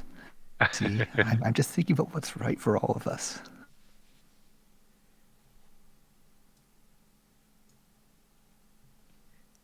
So how did you guys end up choosing to do this time period for the game versus like the other ones in that case? Short answer is, oh, publisher needed it. Okay. Austin luckily knows the owners of the training machine games from testing events, and as Austin will tell you, I mean, you were thinking one day what? It was like, so it was because I learned that they had the Robotech license in the first place, that I was Oh. like, I've never seen this show before. Let me watch it. I watched it. Oh, And then okay. I came back with my gamer brain and was like, well, I see two games out of this. I explained the first one and he goes, no, we already got that. Because Strange Machine Games has also published a number of other Robotech games. And then I explained this one and the very beginning sketches of this one. And he's like, we have nothing in the Reconstruction era. Just put something together. We'll take a look at it. Oh, So it's cool. like, So so they're it's very like, much looking for to fill out the time period in that case, in the series. That's neat. Well, they're very dedicated to Robotech. I mean, they have a variety of games across time periods. They have the RPG book, the most up-to-date RPG book, and I think they're working on releasing a second one soon. Yeah, that's what I've been seeing. I noticed they actually had quite a few Robotech RPG books they're re-releasing. Okay, so Well, the very strong community. If you want to play Robotech RPGs, they regularly host RPG campaigns in their Discord. So if you want to do a Robotech RPG, I do recommend join this Train Machine Game Discord, and I want to say about once a month, but don't quote me on that. Could be more sure. often. Okay. They get a giant get together of people to progress through their campaigns. Very okay. cool. So for my first action, I am going to recruit. I'm going to move one unit over. It's going to knock me down to 8. And for my second action, so that's my recruit action. For my second action, I'm going to do move. And that is going to be a lot of movement here. So I have 8. I have 8 protoculture, and I'm going to spend it all. So 1 out of the hold, 2 into the fabrication zone, 3 out of the hold, 4 into the industrial zone, 5 out of the hold, Some friend. 6 into the, well, actually, let's move up here into the forest preserve. And then 7 is moving up to New Macross. So we'll take the forest preserve back. It's 1, 2, 3, 4, 5, 6, and that cost me 7 of the 8. So I'm down to 1 horticulture, and that is going to end a turn. I'm going to draw a card. Okay. So it's on to me, I guess, as Zentradi. Okay, so I will play help my fellow AUL, government aid. Thank you. Ooh, I get it from the RDF. Nice. Sigh. Well, And then Aaron, you were just saying how you wanted to work with the AUL, that Yeah. giving this aid is a great gesture Sounds of like it. support for the local governments. Oh, I can do a move action. and you have an optional move if you want. Okay, yeah. And I still pay for the move, right? Yeah, when you take the optional black box action, you do pay for that. Okay, cool. Except it's only one move. Right. So Let's see. I'm just going to move one of these guys right here. Oh, come on.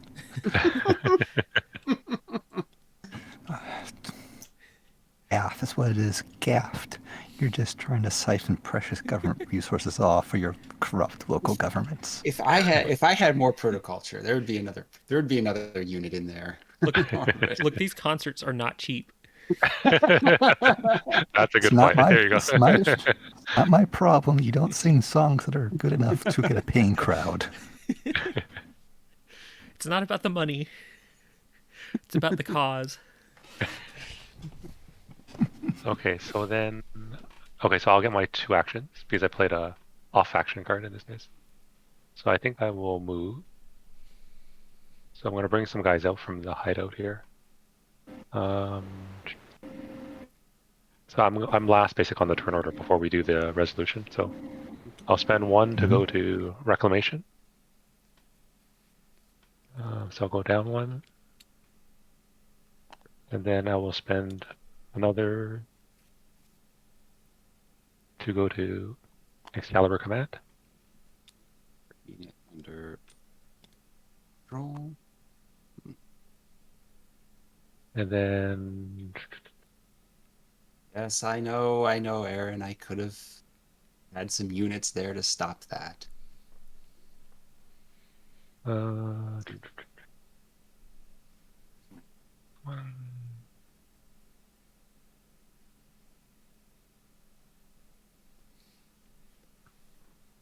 Okay, so I'm going to pay another 2 to 2 more covert guys in the protoculture zone. All right. We'll need some funding to fund our operations. And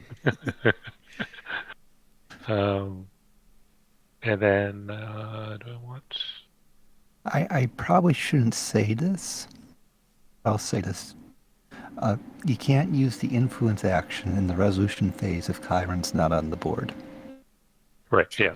Yeah. That's what, I'm just trying to figure out where I want to put them eventually. Okay. So you're sitting. RDF is sitting at 3 happy people. That's correct. Okay, so that's still not too bad. So I think I want to. Yeah, so this is the part I like about the game. It's these interesting or tough choices of where to go for certain things.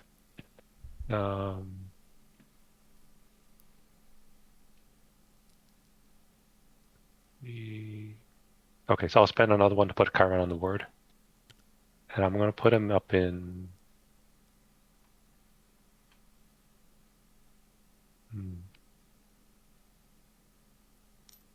I'm going to put him up here in Momentum City.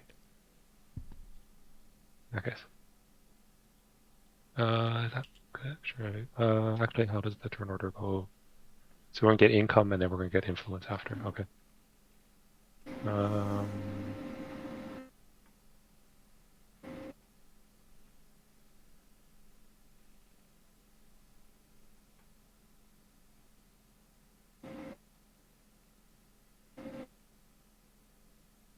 Okay, I won't overthink it.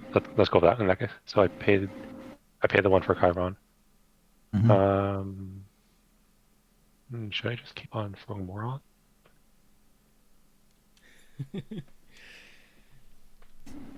Actually, what the hell? Let's do 2 more. Let's throw everybody out there. So I'm gonna throw them into the Forest Preserve, which flips it to AUL control.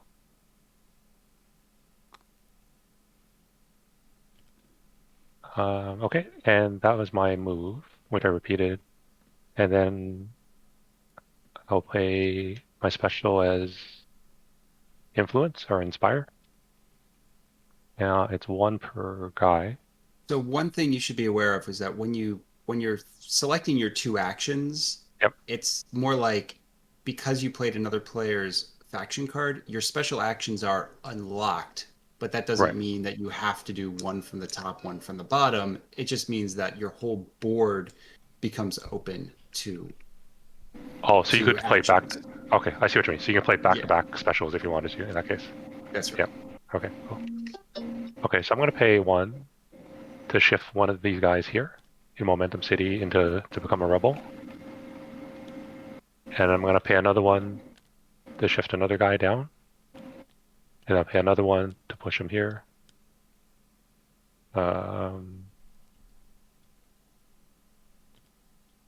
Yeah, I think we'll just do that in that case. So I'll take these 2 guys on the side here. Well, and I guess these become I Yes, guess they covert soldiers. convert into soldier. Yeah, you have Right. recruited them into your rebel band of, well, whatever you want to call them. Right. Rebel band of rebels. Yeah. Well, actually here. Okay. Might as well pay another 1. I'll convert the last guy too. I was wondering. I might as well just convert everybody since he's there in that case. So, okay, and that was my 2. So basically, I moved, and then I influenced/inspired. Gets you to 3 victory points, and you can now draw a card, and Yep.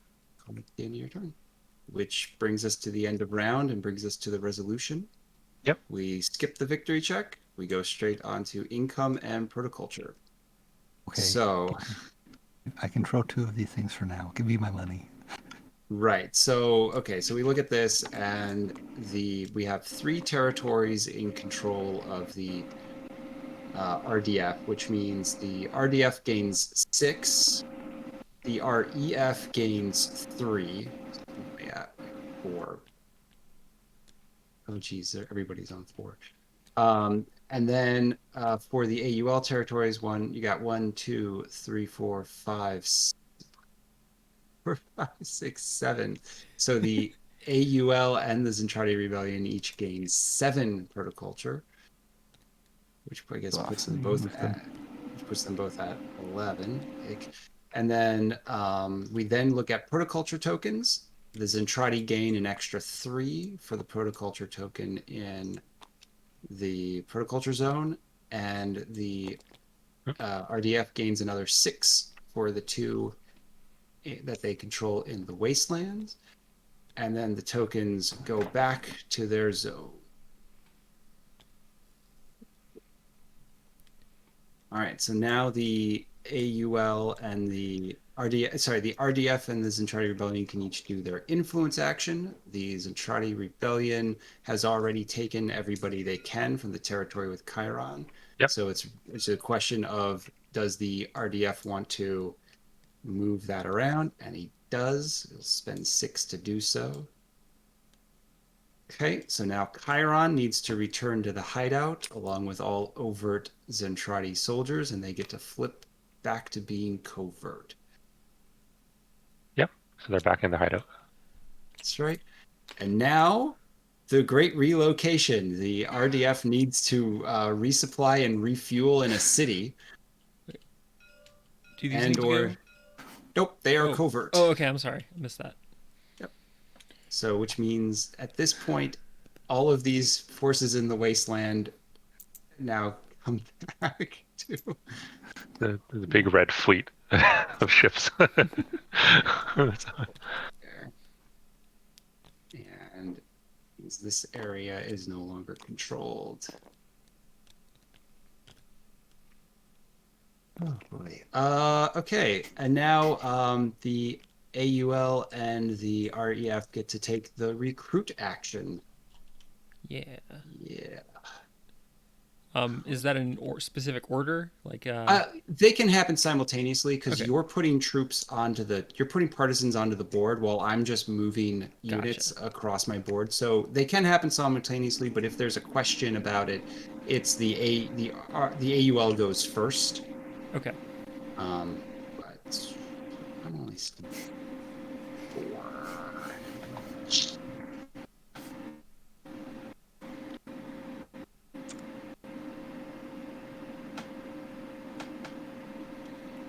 Do. Wait a minute. And I can do it multiple times per territory, right? As long as Yes. you control the territory. Yeah. Yep. Let's start with 1 here. 1 here.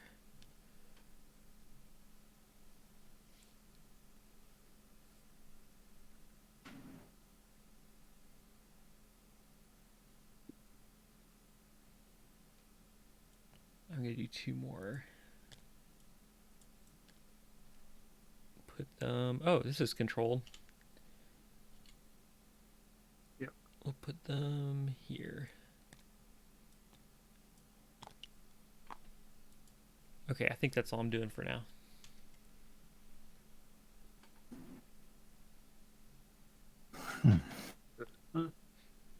Then REF has recruit. Yep. Yeah.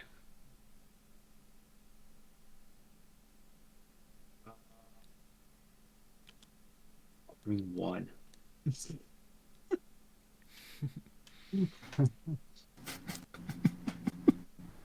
Yeah, okay. So then if anybody was taken off the board, now is the time that they get brought back on the board, which has not, no one was removed. And now we deal out the event cards. So I get 1 and you get 1. Great, thanks. And now we set up for round 2. These things come over. REF is going first. This makes this predicament more of a predicament, and we're ready for round 2. So, does anyone have a good card they'd like to trade with me? Because, oh boy, I need some cash, and I know that there's a card out there that will get me some cash. Does anybody want to? I don't have anything that can give you cash. Just don't. No, I know you don't, but somebody, I think. Does anybody have the ability to search the SDF1? No? I don't think I. Possibly, depending on how much you have to trade. Yeah, so that's the thing. Obviously, I don't really want to play that card myself because that's one of my own cards. Mm-hmm. But yeah.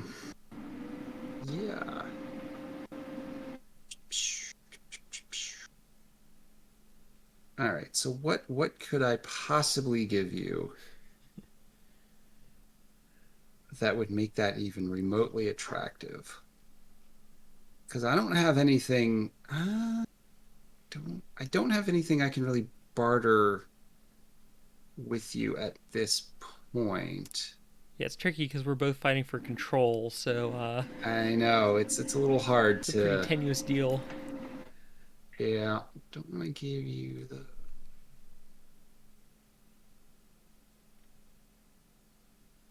Yeah, all right. I guess I'm gonna have to do something else then. I guess that card will never see the light of day, huh? Possibly. We'll see. We'll see. There might be something. Okay. Hoorah. So let's see here. Let do that.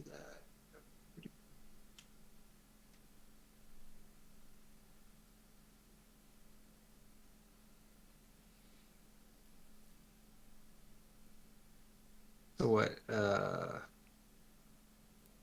Probably, Aaron. You're not gonna want me to play that. That's kind of pointless right now. Yeah, the card you traded with me. That doesn't really do much right now. I mean, Hmm. my biggest concern is that rebellion and keeping them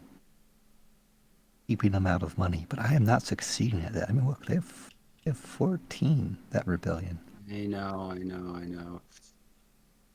It's not very good. All right. Well, I have a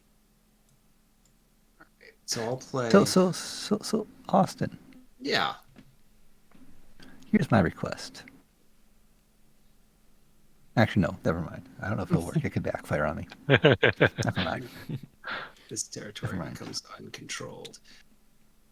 So, all right, let's play this. Let's just get this out of my hand. Chiron's Promise. Chiron. We'll play Chiron's So Promise. flip them all over to hidden. I guess that's nothing because they all That's- got pulled off. Yeah, which is fine. Yep. Which is nothing right now. But you do have the option of now making a move action. Okay, so I'll pay the 1. And then I will move Chiron out into...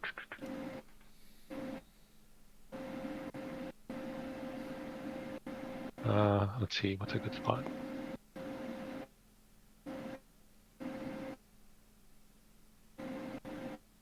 So the next up is going to be RDF in this case. Mm-hmm. Okay, so I need to And- be and- maybe a little remember- careful where I put this guy. Mm-hmm. Mm-hmm.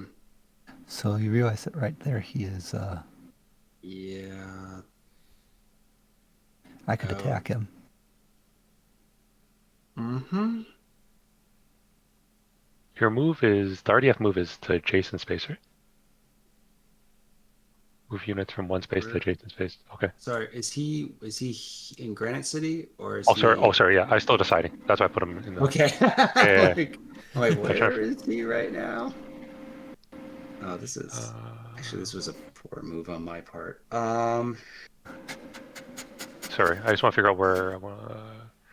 So RDF has 4 happy people.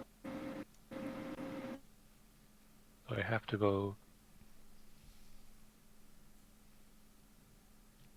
So they're like here. Yeah, I want to stay a space away from Macross City because Yeah. I don't want this fleet to come out and kind of smack me on the head here. Yep. I could move that entire fleet 2 spaces for a cost of 6 protoculture. Yeah.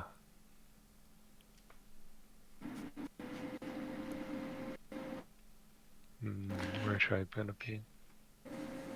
So, okay, so it's going to be RDF next. Oh, it's a dangerous spot because...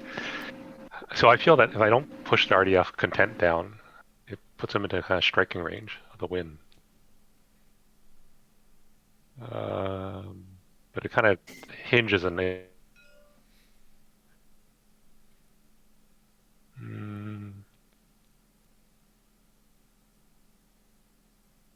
Okay, we'll gamble a bit. I will move.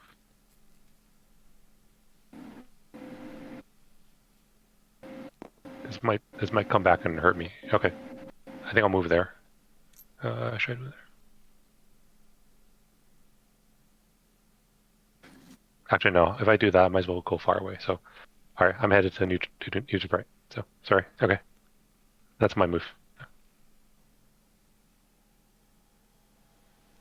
So back to REF for their full action or full command. Yep.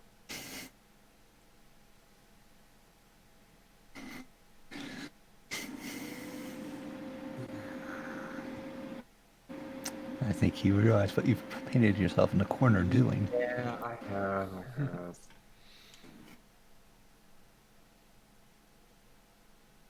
Yeah, I don't know how much I'm going to be able to rely on you to deal with the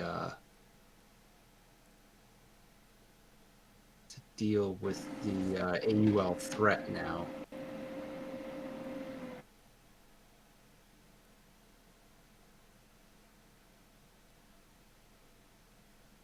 So, Aaron, are you able to take Monument City back? Can I have you worry about Monument City? I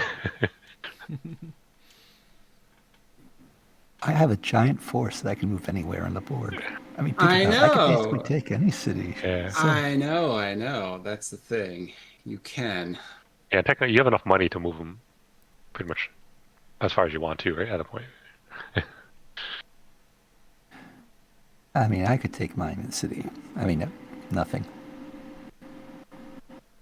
Hmm. What are we sitting at? We're sitting at 2, so that's not great. And 5, so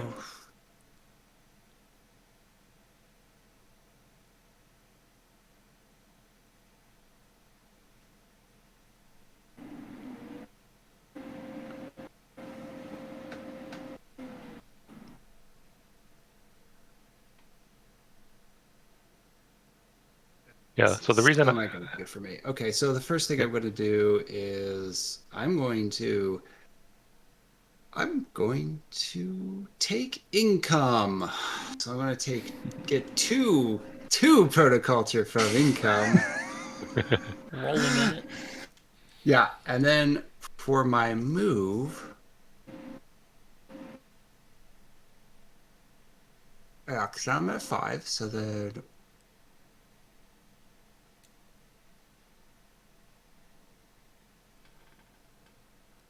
yeah, great. Fantastic. So for my move, this guy's going to go into the hold. 1, 2, 3, and then these two are going to drop out. 4, 5. okay. It's going to be all of mine. This is going to become uncontrolled. So they're going to go down to 3. Bah. Well, yeah. 1, 2, 3. And that's my turn. Okay. RDF is up. All right, all right. Might as well just get it out there. Would go nuts. Okay, moment. Wait, what? No. Yes. No. Why would you What is this? play that? Why would you play that right now? Another.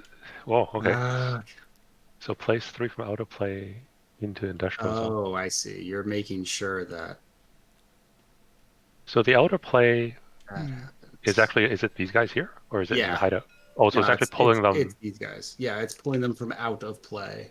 Oh wow. Okay. So okay, into industrial zone, which is this guy up here. Here. Yeah. Don't what this is I could trade with you a card that would be better than this. What are you doing? I support this effort. And then execute 1 enemy attack action. No. Oh, well, yeah. Well, I mean, just it's always a thing. The Zentradi can attack, Chiron's out there. They could attack that. They could attack that. They could attack here. Um, I'm saying. I'm okay. I'm gonna keep my guys covert. So Okay. I'll keep my powder dry. So okay. So then RDF will get their normal action, and then it'll be AUL be next. Oh yeah, you have the initiative. Yeah. Cool. Well, now the RDF actually gets to take their Yep. turn. Yeah. Yeah. So I think this is one of my favorite things. I think what you guys have done here, this variable turn thing, based on the card thing, is very neat. I like this a lot, though. Thank you. You.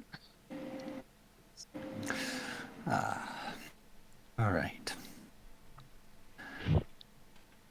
This is the red armada. Yes, it's a grand Armada. All right. Let's see here. So I'm going to move. Surprise, surprise. Oh, wrong. You're Yeah, I know. I'm right here. you're at 17. 2, 3. Okay. So yeah, go. Send a mecha here. 1. Send a mecha here. 2. Send a mecha here. 3. That's Two. longer control. Okay. So that And is a then, Veritech here. oh, I didn't mean to send a Veritech there. I'm sorry. That should be a So mecha. that's what I thought. There's a mecha. You said it's a mecha. It's you throw down the Veritech, and I'm willing to bet. And then, what do I have? I spent 3.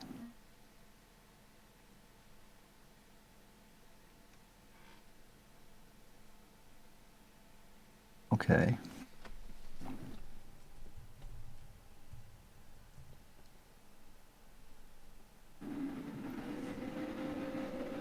Right. You And still have the then ability to move all of these units. 2. And some. Oh. You're going to move down here. And How many units are sitting in the hideout here? then 4. Hmm.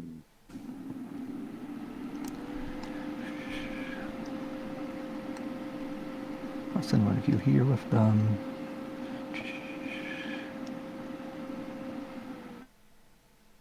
Brick there. And 1, 2, 3. Man,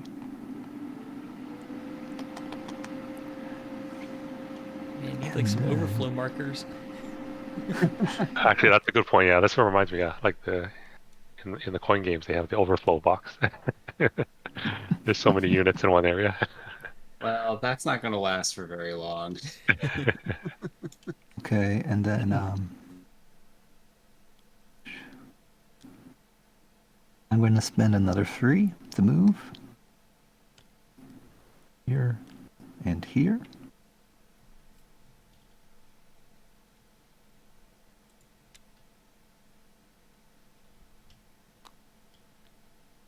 Okay, and that takes me down to...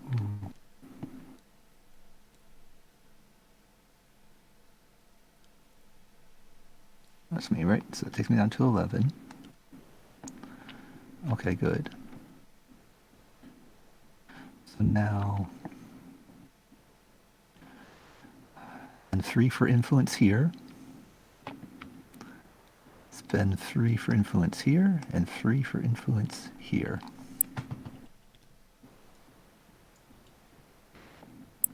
So that takes me down to 2.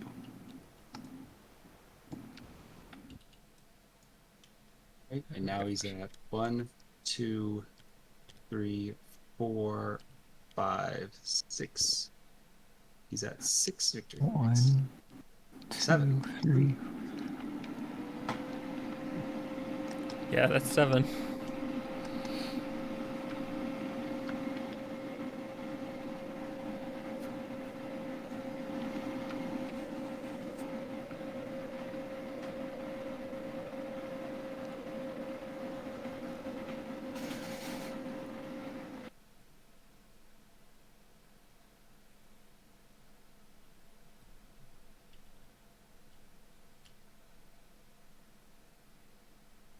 So you can actually go higher than Yeah. the count. Oh, yeah. I guess that's allowed. Yeah. Okay, that's a Yeah, it's the Mhm. number or above. number above. Yeah. Okay, got it. Yeah. Yeah. The only faction it doesn't really matter for is Zentradi, because as soon as they hit their 11, they've won. Right. Yeah. I guess. Yeah.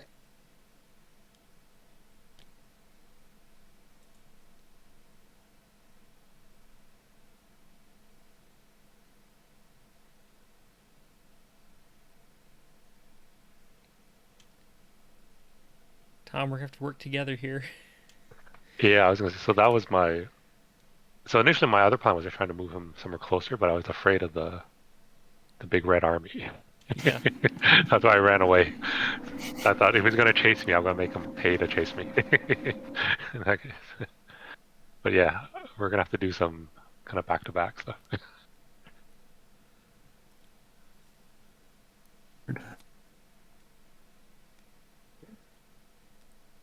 Okay. All right, gents, we need to talk about Yes, we how do. we're gonna play this out. Yes, we do. So there's 2 in New Portland City, right? Yep. There's 2 happy guys, right? Okay. Yeah. Mm-hmm. So technically, I could do an influence action, and I could move both of those down by 1. True, but I want to throw this out on the table Ooh, what is this? and just show you guys what we have the option of doing here. Uh-oh. Of course, you know what you're gonna have to give me for that card, though. Oh wow, that's a good one. So that's 2 points, but that also means that Minmay here is kind of useless. Yeah, Yeah. and I'd have to move her somewhere on. Well, yeah, with my actions, I'd have to move her somewhere myself to do something else about it. That's true. This does not help anywhere else, but I'm sure, right? Because we haven't, right? But I know that there's another card out there that might help in this situation. Aaron's giggling slightly. He might have it. If neither of you have the card you need. I don't think so. You're not So I looking do. for anything like the dessert, do you? So, right, there's desertion on the table somewhere. But Yeah, so so I can throw out this option for Tyler's up, right? Yeah, Yeah. So I'm happy to trade this one. Well, so the issue helps you. is I don't want to play my own action because if I do, I can't use. Wait. Oh no! Wait. Oh, Well, a concert. Okay, concert is a normal action. but you need her as part of the concert. So this doesn't help. Yeah. Yeah, Right. okay, that's fair. Yeah, that's true. This is just we're getting troops out. Yeah, that's fair. okay. Yeah, if I was like going last in the round, that would be useful. But Yeah, I don't think I have. Yeah, I don't have any cards that are. So that's the thing. We can get him down to 5, but he still needs to get brought below 5. So the Yeah. real question is, well, so how here do we y'all go. plan on doing that? Because I can't help. So if we do use that event that Mm. kind of clears New Portland City, I'll still get 2 actions. So That's then right. I could potentially move and do the concert somewhere else. Because there are 2 sections here. Mm-hmm. Oh, it's That I true. could It's right do it. beside. It's adjacent to New Portland. Mm-hmm. Mm-hmm. That's fair. Yeah. But of course, so I'm willing to give this to you, but I need something in return. Yeah, I have I could give you that card to search the SDF You one have one? Yeah. if you're fine with having that for your own. I don't see you playing that card. I don't see anybody else at the table playing that card anytime in the future. So basically. I find it hard to I'm fine. do it, I'm fine using it as a bargaining chip here. even though I so desperately need it. No one's willing to help.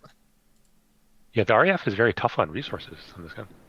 Well, I played this a little weird, and Okay. I'm getting punished for it. So I put some units. I spent 4 protoculture putting units in territories that's going to get me 0 return. So Oh, I see. Okay. I for at least the first 2 rounds, I was hoping that they'd get some sort of long-term effect out of it, but probably not at this point. We'll see. So yeah, it was a bad investment. All right, so I will play this. Okay. Okay, so that's my card. Yep. Mhm. Okay, so I destroy all his Entrada units. Well, there are none in here. Mm-hmm. And then I get to Shift 2 civilians 1 spot to the right. There's only 2 civilians there. There's only 2 civilians there. so I can't actually move anything. They're already to the right. No, they're to No, the left. they're to the left. You're upside down. You're looking Oh, at it upside upside down. down. You're upside down on the board. Yeah. Yeah. I'm sorry. Can't play that way. Nice try. So that brings him down to 5, which means he's still winning at this Yep. point in time. He can do his do that move action. And he has the ability to take a move action. Actually, he can't, right? Because he doesn't have enough money for it. Oh, I did don't have he enough money for put it. himself down to 2? Oh, yeah, he doesn't Yeah. have cash for it. Oh, yeah, I didn't realize he had no cash. I guess trying to transfer money from him to me doesn't really work right now. Whoops. Whoops. Maybe in the future. One way to prevent yourself from being in trouble for anyone taking your stuff is to have none of it. Actually, that's a good tactic. Actually, spend it all before somebody takes it. I wish I could say that was part of my clever plan with that trade, but it's not. I didn't notice. All right. So I'm gonna do a move action to start. So I'm gonna move Minmay and 1 troop here, so that the conscience will do anything. I think I'm also so that costs 1. Sorry. I think I'm also gonna do another move action to move them here.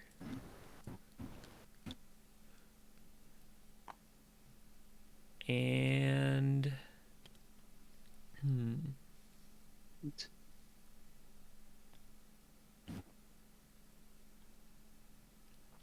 the city marker doesn't go down because I didn't control that Oh, to you begin didn't with. Oh, that's true. You did not control that to begin It with. was tied before, so.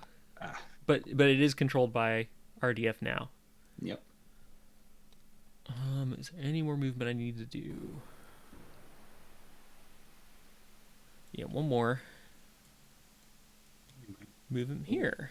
And now I'm gonna. We do put a control token there.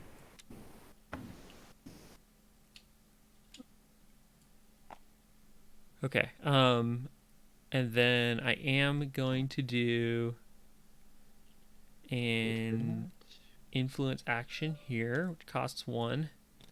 I will move this to the right 1 space. And I think that's all my actions I can do. Takes him down to 4. Okay. How do you... I've been working in tabletop for a little bit. How do you do the thing where you do the quick draw from the draw pile? Yeah, so when you hover, hold your mouse over it, Yeah. you just you can press one of the number keys and it'll draw that many cards to your hand. Oh, shoot. Okay.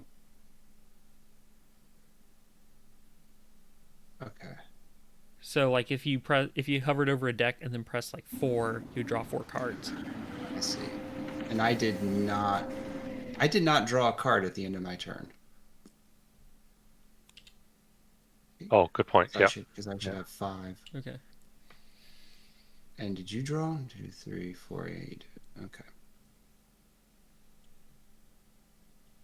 Yeah, Tyler, you haven't drawn. It's still your action. Okay. I just drew. No, he just drew. Oh, you just drew. Oh, I see. Okay. Now it is your turn. Okay.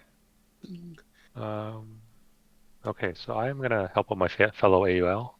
I'll play Minmay's missing since she's gonna come back anyways that turn. So True. I'll let AUL throw some enforcement on the board here. Oh, and I can put them into any city. Yeah. Conveniently, I have exactly 4 remaining. Ooh, which city do I want to take back?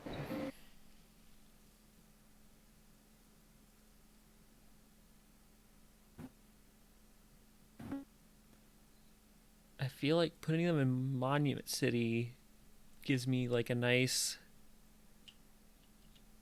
like has them in a nice place for like next round. Except I don't have as much presence over here anymore.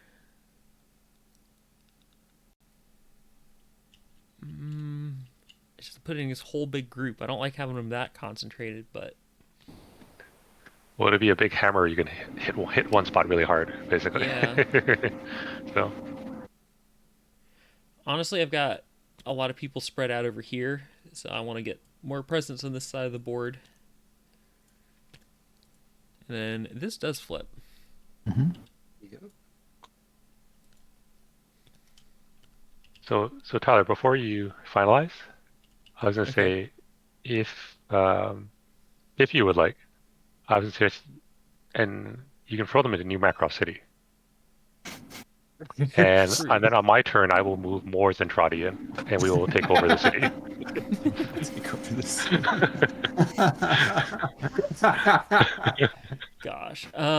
Don't do it. Don't. You know what? What you did here in New Portland is just perfect. Yeah, See, usually don't worry about it. the big It's eye on the prize, fine. big eye on the prize. But yeah, I'll leave it up to you, Tyler. So. Like, here's the thing. Remember, Tyler, all of these units are probably going to move back to New Macross. Yep. So their Go reinforcement, ahead, make my day.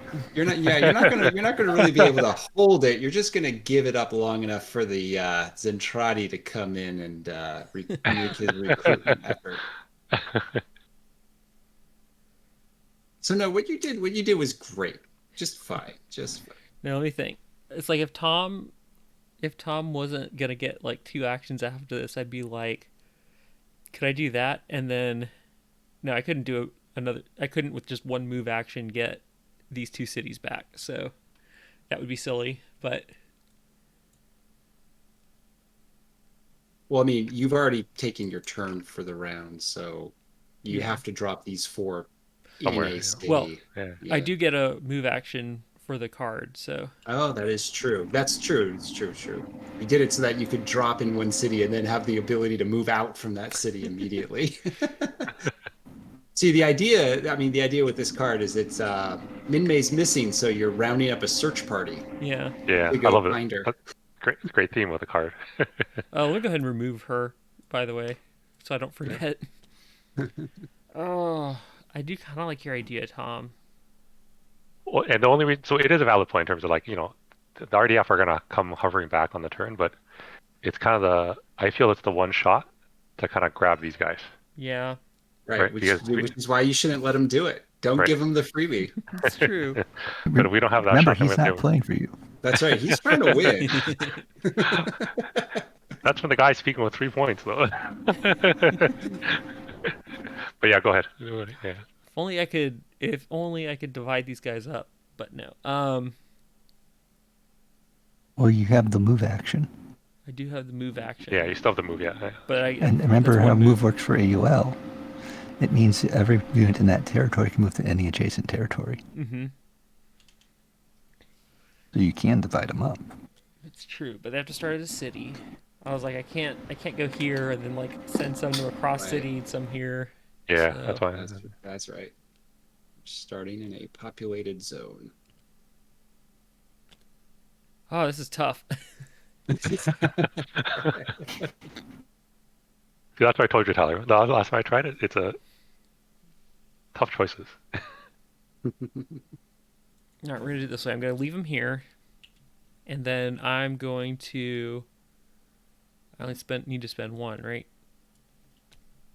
I'm gonna Yep. move 2. No, if I move some out, I won't have control here. So that won't. So basically, if I gain control here, it won't change my my income. Right, because you need territories controlled, AEO control, yeah. As if you moved one out there, then this would get lost, but then that would get lost as well. Exactly. Yeah, so That's not- your gain's not very good. That's not worth it.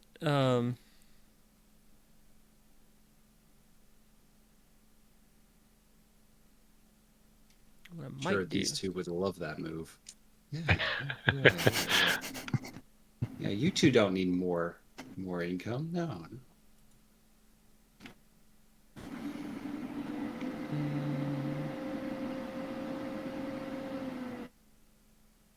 Shoot, what do I want to do with this move? Oh my gosh, I don't want to move people out of too many spots because I want to keep the control for the income coming up.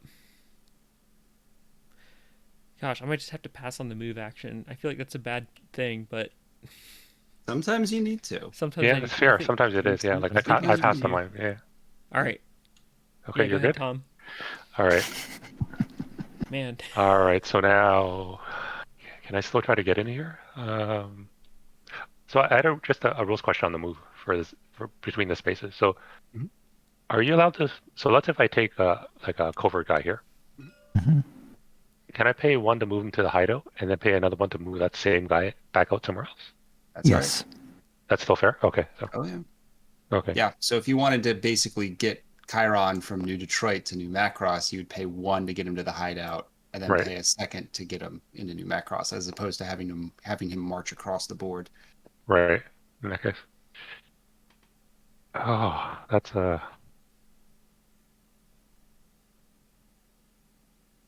Yep. that's a tough choice now. So the question is, if I go rushing in, guns a blazing here, it's gonna be like, I think it might set me back. Uh,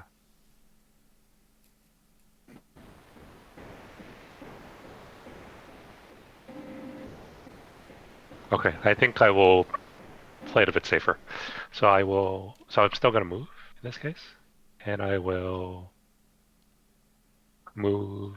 So I'll pay 2 to move 2 guys into Northwest Quadrant, which flips that. That's gonna cost me 2.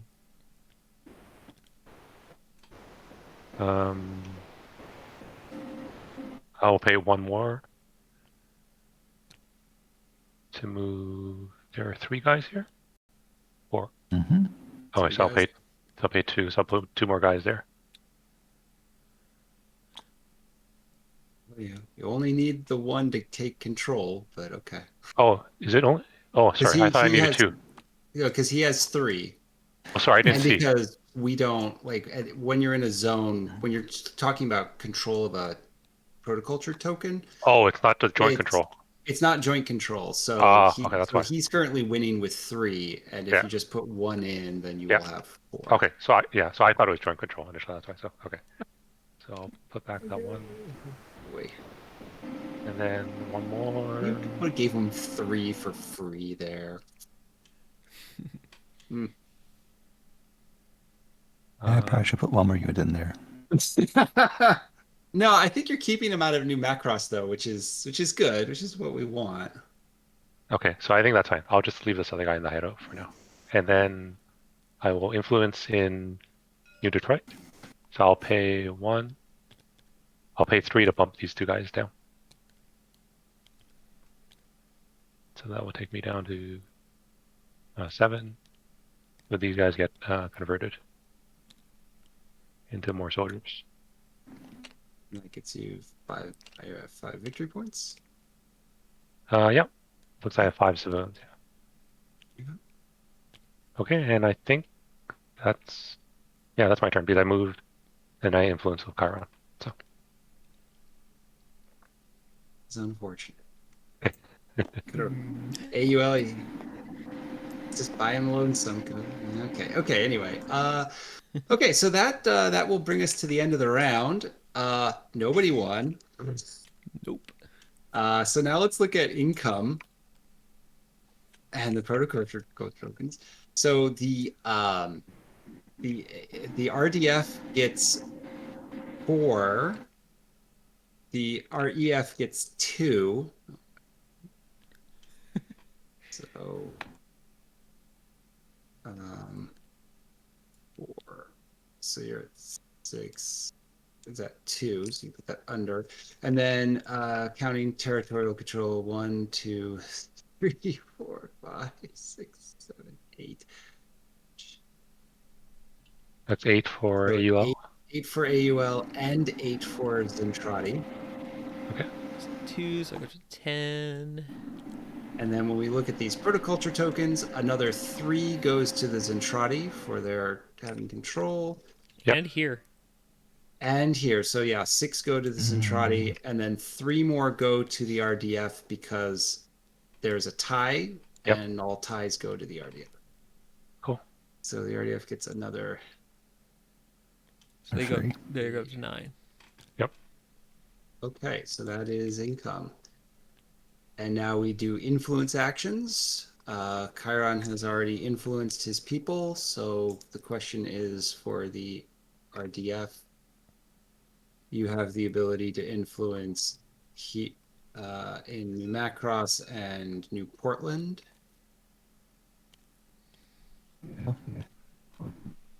Are you going to do any of that?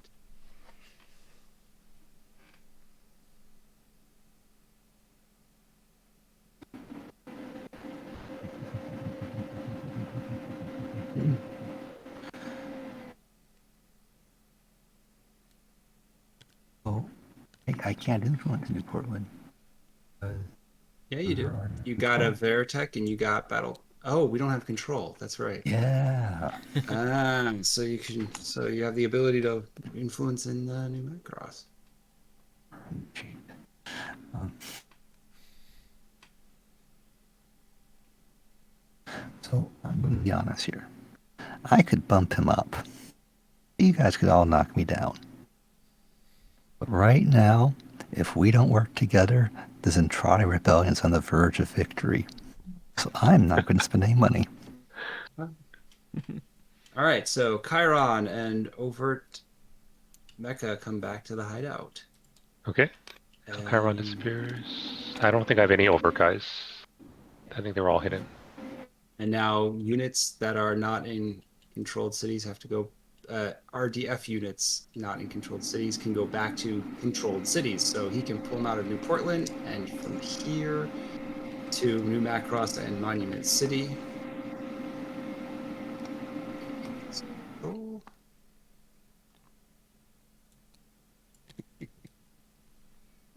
Right. Veritech fighter should have moved. Sorry, this should be right here. Yeah, because there was the Veritech fighter in New Portland. So swivel around. Okay.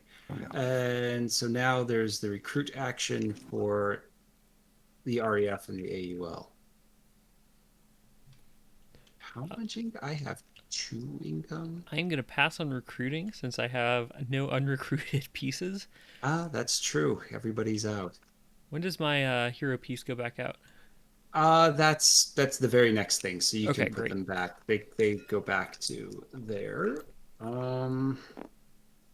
Let's see here. Do I only have 3.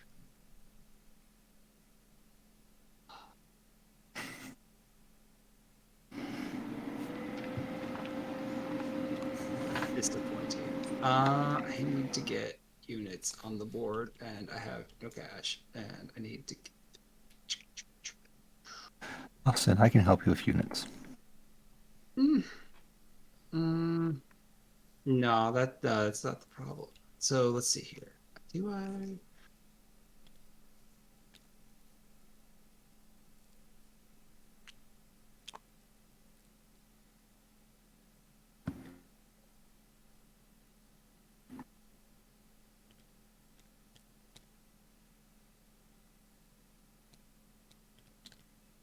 Do 2 over.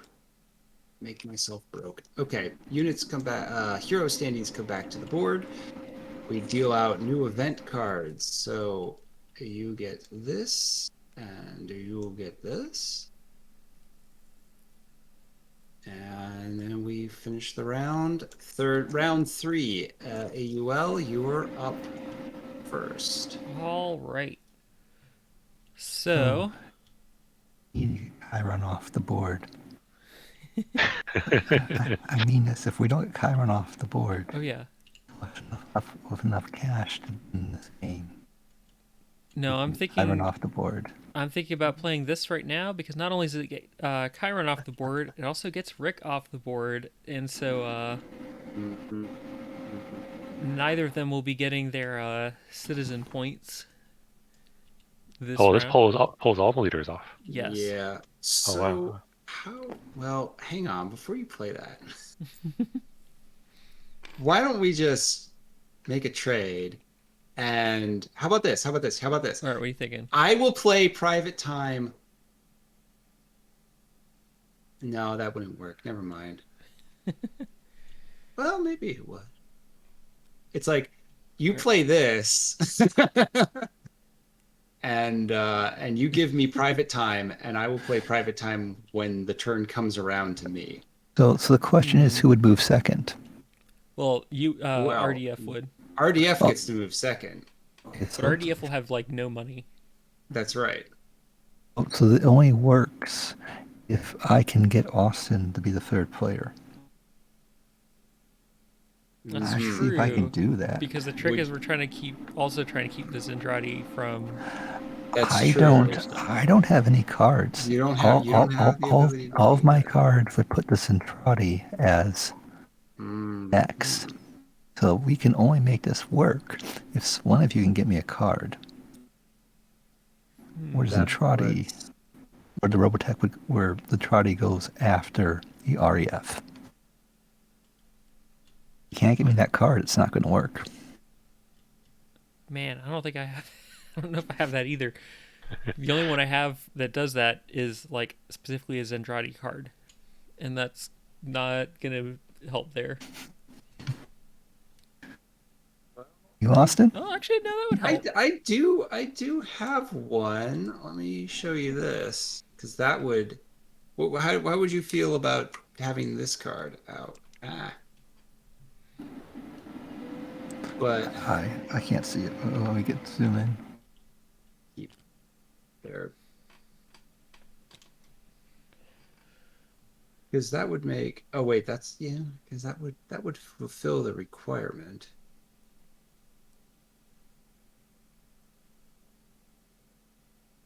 I could give you this other card, but I don't want to do that either. There's a couple different. I have a couple different. I have like two options in my hand to do it, but I think this might be the best one. You might be able to get some play out of that, but not really.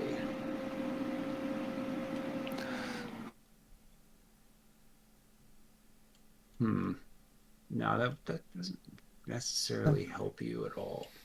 Um, maybe this is bunk. I think, Dale, you're going to have to play private time. Yeah, Yeah, I think we're just kind of stuck with it. yeah. All right, I will do that. I mean, fortunately, I don't need Minmay to do anything this round if no one else is Right. going to be moving around influence. So Love triangle, continue. Yeah, I spent all of my money on something I can't even do. all right. So I guess I go ahead and do the. Oh, I get to do my two different actions.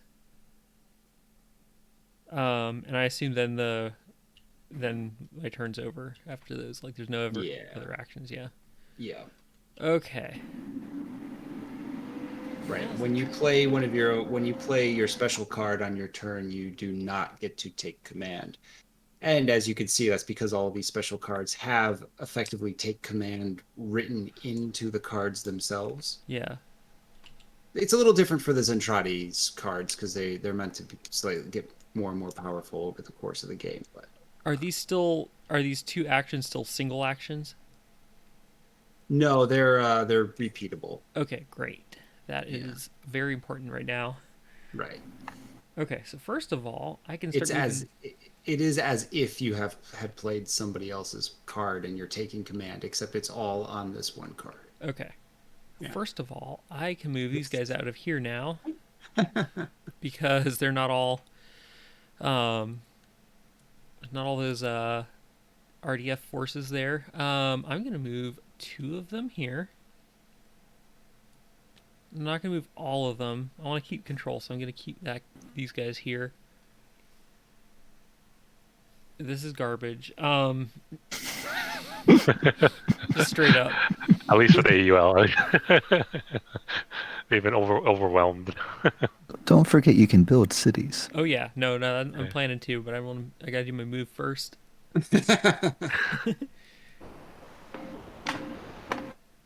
right.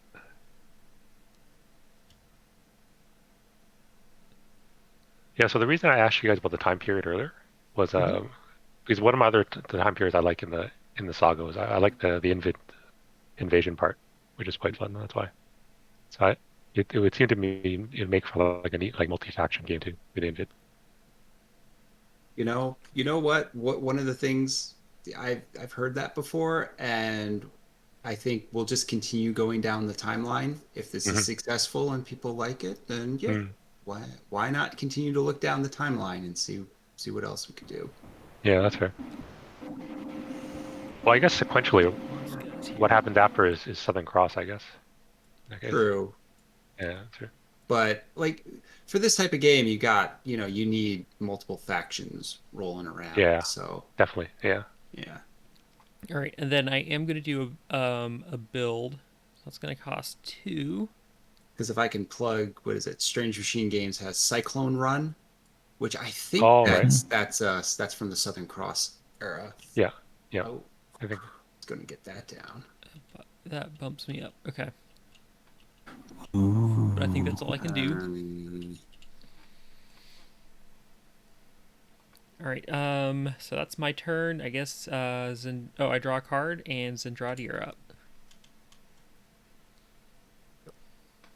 Ooh, okay. This is a tough spot now because the RDF can basically push on the other side now, so I have to slow them down somehow. I'm gonna go AFK for a moment. I'll be right back. No problem. So the RDF needs Rick to influence. Or a Veritech fighter. I have one Veritech fighter.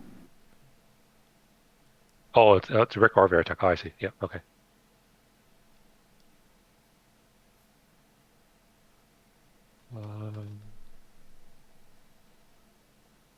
Oh man, I don't think.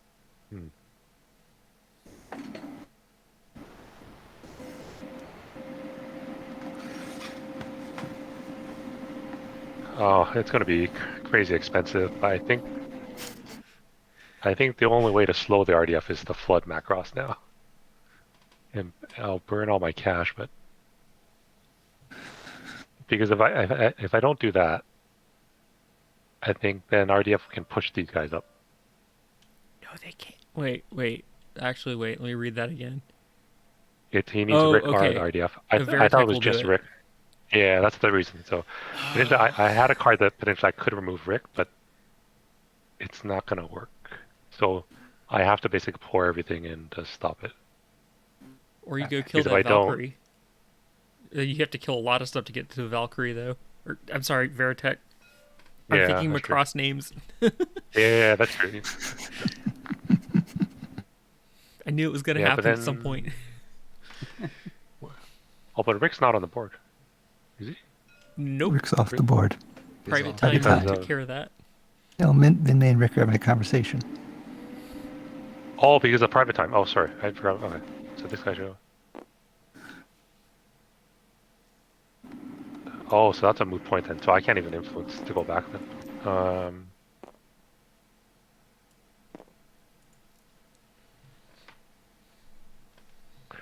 Oh man, I think there's nothing I can do. Yeah, I think. So who do we need to stop from winning the game? I'm very concerned that the AUL has 4 cities right now. Already gone. They already went. But the AO's gone, yeah. So I have to basically. Oh, so I have to do this. Oh no. Because that's the only Veritech, right? Out there. I think so. Because that would stop the influence. But wait a minute. But think about it. If he got a full command, he could just do a recruit in Macross City and then do influence. No, swap- because Right. in swap order these for two? him. Oh yeah. Yeah, because you could You can- replace 2 mechs Yeah, with you a could Veritech. replace it out for Veritech. Oh, so it's okay. So you gotta go straight there. Oh, except you can't influence them. Oh no. I didn't think this far. Yeah, that's the problem. I can't push the guys, so I'm trying to like play denial, basically. He might have too much, Um, unless you can really hit hard. You might have too much for us to play denial. And yeah, and Remember, RDF. if you get me to go first, I can sap him of all of his resources. True. Oh yes, yeah, that's That would true. do it. So that would go. Well, not all of his resources, because he's got 9. He could still do well. He'd have to do one or the other. Oh, actually, Yeah. I think this may. Okay, here. I just realized that. Okay, so this Huh. might work out then. So if I play road closures, Ah, someone had road closures. So this will lock the Veritech into Monument City, There you go. Yeah, I will. and that will prevent the push that way. Then. There you go. Yeah. Okay. There you go. That's Yeah. okay. That's. Oh, Yep. I think that might have saved us. Worst well card. played. Worst card in the game. Worst card in the Man, game. and Who designed this thing? I can't even use that influence action. Sorry, Tyler. That wasn't even. I was supposed to give it for your benefit, but it's more to stop the Veritech from moving. Oh well. Okay. Um, okay, so what am I going to do now? Um,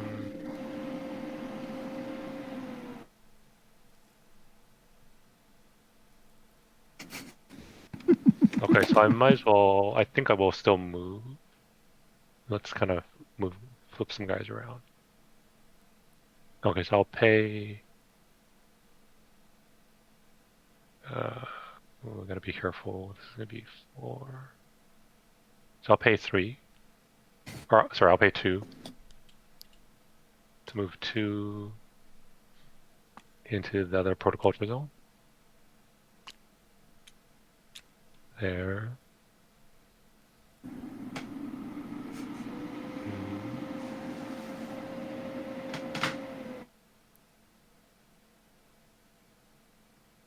One more.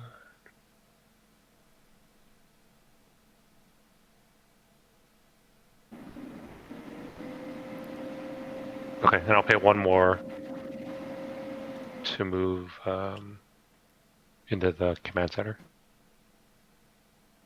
And then my other action.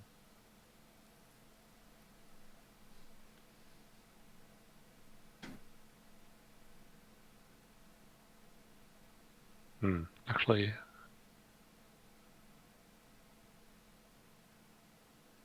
I move 2 inside here.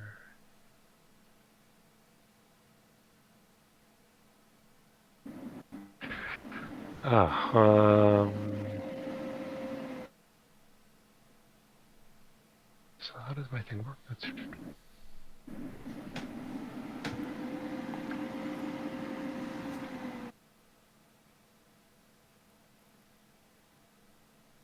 What's the question? That you no, have? I'm just debating what's the best place for it. Okay. I moved everything, but now I'm debating if I should do something else. But I'm looking If at the it's a chart. rules question, I can help. But if it's Oh yeah, no, it's just if you're just wondering what to do. yeah, That's yeah, all. yeah. Okay, so just thinking out loud is it's tempting to try to bust into Macross City, but if I do that, it's going to shift it to 5 cities for AUL. If I do Oh, that, that's right. which is not exactly what I want. Not optimal for you. Yeah, so this is this is not a good turn where I am on this one. So I think I mean, you could All right. punt the responsibility down to the REF. Hey, I have 0. I will remind you, I have 0 protoculture. I have 0. I can do squat. Okay, I can't help. Okay, I'm not going to overthink it. So let's play it as it. So I'll move those guys, and then my special or my second action, I will.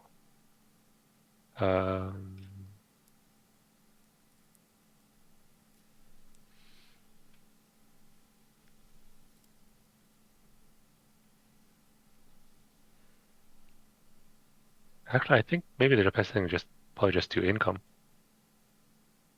because I think I kind of like where the spots where I am. So yeah, so I'll probably just do income. So I'll do 1, 2, 3, 4, 5, 6, 7. So I think it's 7. Yeah. Okay, sorry about that. Okay, so on to REF. All right. So, It's actually 8. You get 1 more. Blah. Oh, okay. oops. I'll just move that over for you. Yep. Did you take your card? Oh yeah, good. Yep. All right, here we go. Propaganda drive time. Oh wow. Okay. Oh. I like the quote on that card. Yes. Oh, we'll get rid of you. Get rid of you. Get rid of you. Of you. Well, nobody's there. There's no You're no replacing. Oh, we're Oh, replacing. wait, Yeah. It's wait, wait, wait, replacing. wait. No, it's there. It's there. Yeah. He's just replaced. Oh, Yeah. wait, wait, Good no, one. no, no, no. No, I might have made a mistake. I might not be able to do all of those. Yeah, you only how many military mecha do you have? Two.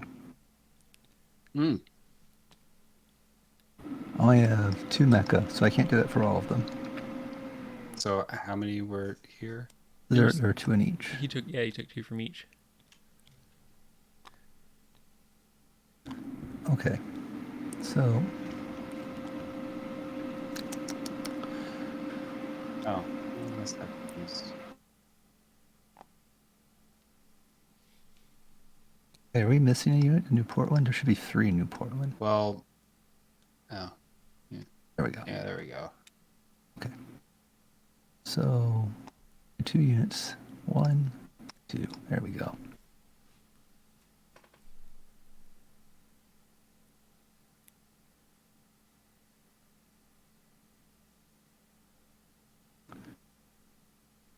But then, yeah, I'll still do it down here in Granite City.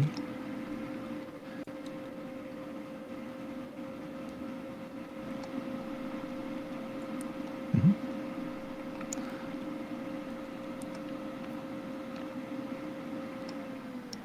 There we go. So that takes care of that.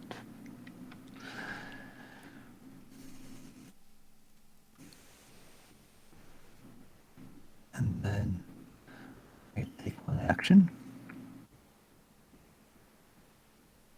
And that's my normal actions.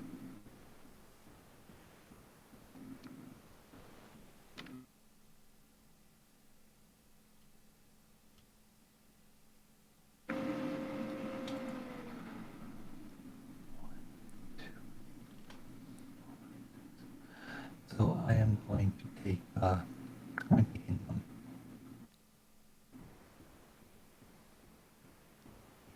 So 9 becomes 15. So I control 1, 2, 3 territories. And That gives you 6. Right.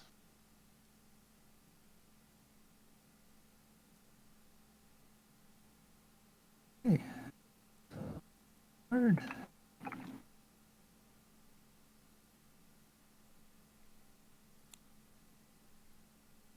Okay. Back to me. Yeah.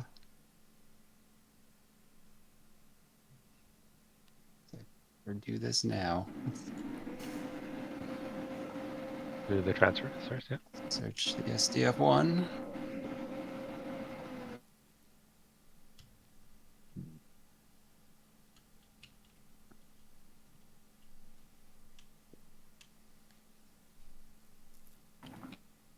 Six, and that would take you down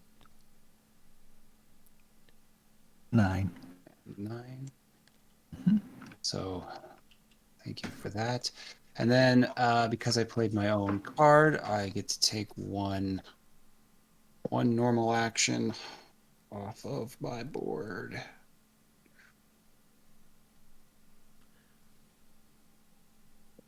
Ah.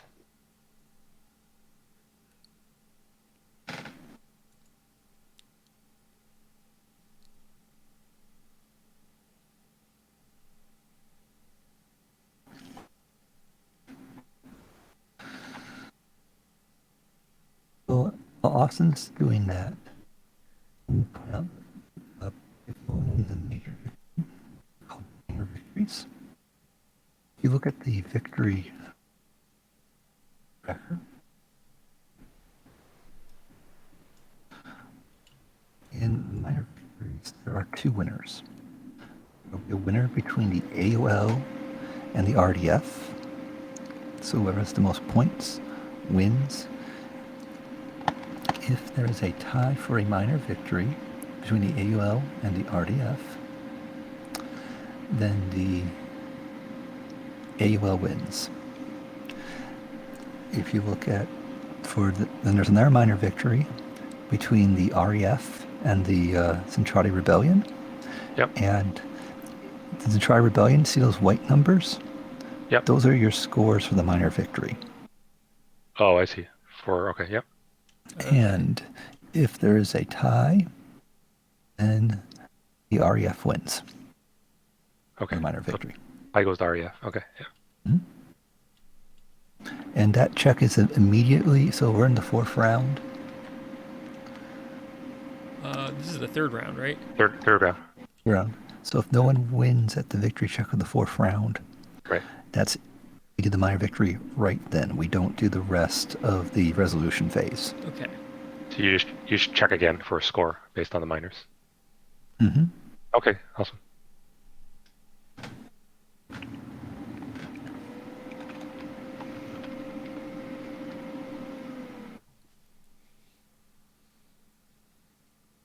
Okay, so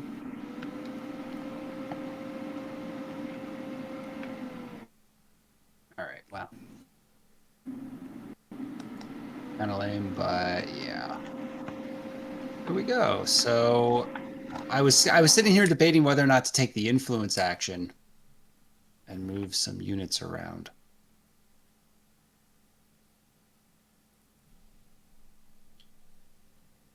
Because I think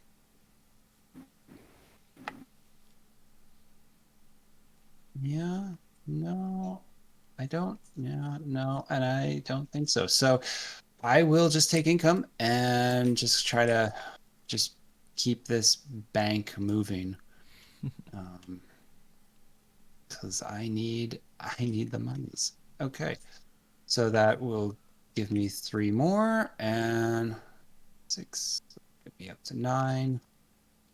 Ending my turn, ending the round. Okay. Nobody's won, so we do income. The RDF gets another 6. Our EF gets another 3.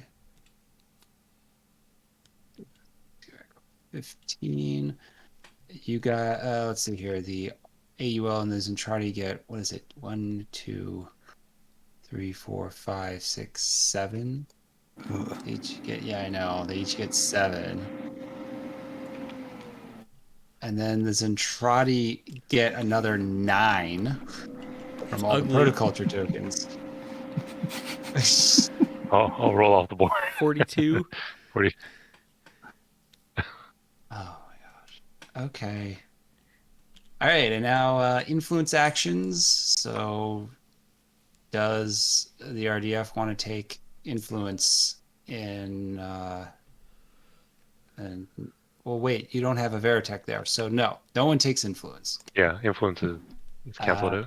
Chiron gets to come back to the hideout. Yep. Along with anybody else. All right, Mecha RDF Mecha need to retreat back to the cities. Looks like they're already there. Recruit. AUL and REF get to recruit. Do I just want to... And that's to any controlled spot. Yeah. Okay. I am going to do that. I'm probably going to do all of them, honestly. 1, 2, Yeah, and 4. So I'm not spending any actions next round trying to do that. Mm-hmm. Yeah, it makes sense. got myself down. I'll move everybody over. I'll get myself down to 9. Okay. And with the recruitment done, now we place units. We move our units back. Minmay goes back to Granite City. Rick goes back to New Macross, and I get to place this down wherever I want. So. Oh, Zentradi's up first. Mm-hmm. Where'd Rick go? Oh, you haven't seen your special card yet. That's true. You haven't looked at it. Oh, we get the last one doing though. Yeah, you want to look at your last one. Yeah, I think we're gonna. Oh my goodness, that's a crazy one. Oh yeah. Have you seen the end of the show? Yeah, that's what I mean. This is the It final, yeah, the final yeah assault basically. yeah it gets pretty dramatic there at the end. Yeah, you could just take that. Hmm. That's that, and here we are in round 4. Okay, so I feel like Oh, it's flips. okay, so I'll probably be playing it, but I was gonna ask you guys a rules question. So the two different actions, that's basically just like from your board, right? Your normal Yeah, actions. yeah. Okay, It's like taking command if you had played another right. player's card, except it's Okay, your own. So that's final assault. That means you're going next, which means everything in here just gets pulled off. Ouch. and then I will for my two actions, I'll pay 1 to move Chiron there,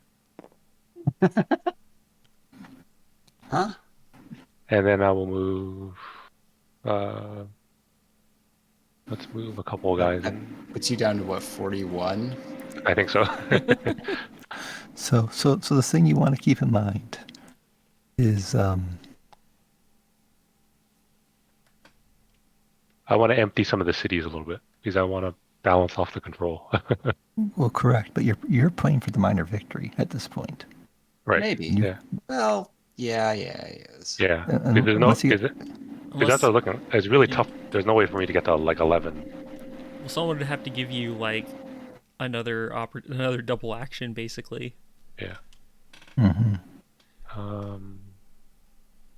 Someone did not draw a card last turn. Who did not draw a card last turn?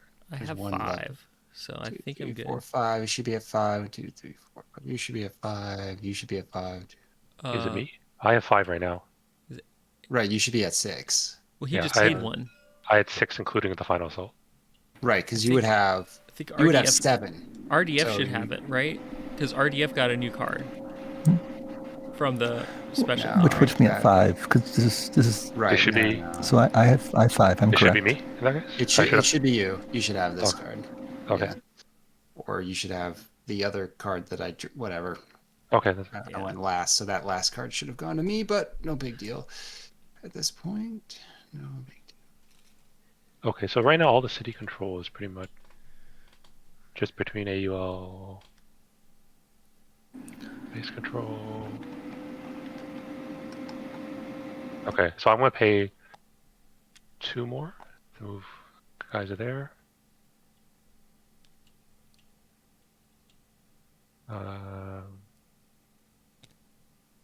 I think that's.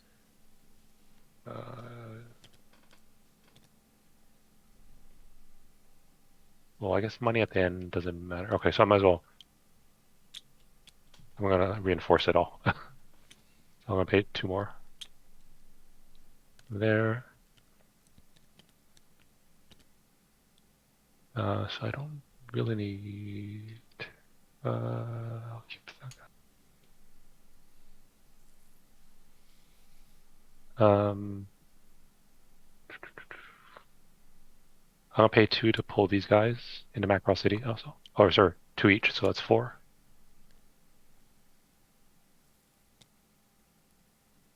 And I'll do the same for the Protocol Brazil. Another 4. Doesn't that technically make this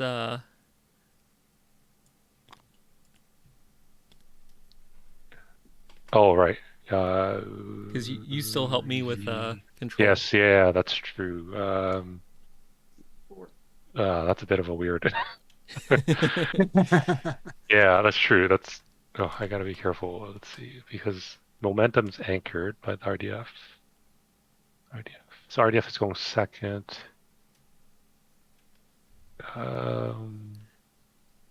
So I don't really care about control too much. Okay, that actually. Sorry, I'm going to do that then. Basically, I just need a small force there. So I'll add back an 8. have a ridiculous sum of money left over. And then I will basically push everybody in. So that's 1 there. For Chiron, 3. That's gonna be 6, and then 9. So 26. Okay, Can you and say you can't take it with you? yeah, that's what I mean. Might as well spend it. So, okay, that's it for me then. On to the RDF. And, puts it to 9. 9 and 6 on the minor. 6 on the minor.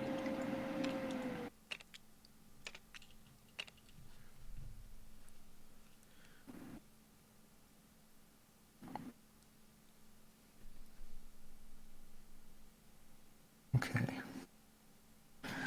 How much money does Austin have? Okay. I have 9. All right, he's concerned because I could snatch this from the jaws of defeat. Because for you, REF wants area control, right? Like you want territory, right? Yeah, yeah. So that's why I just want territory. exactly you want territory. Yeah.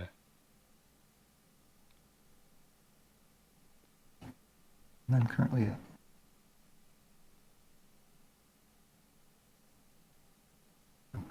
minor victory. All right. I don't think that's right anymore. I have.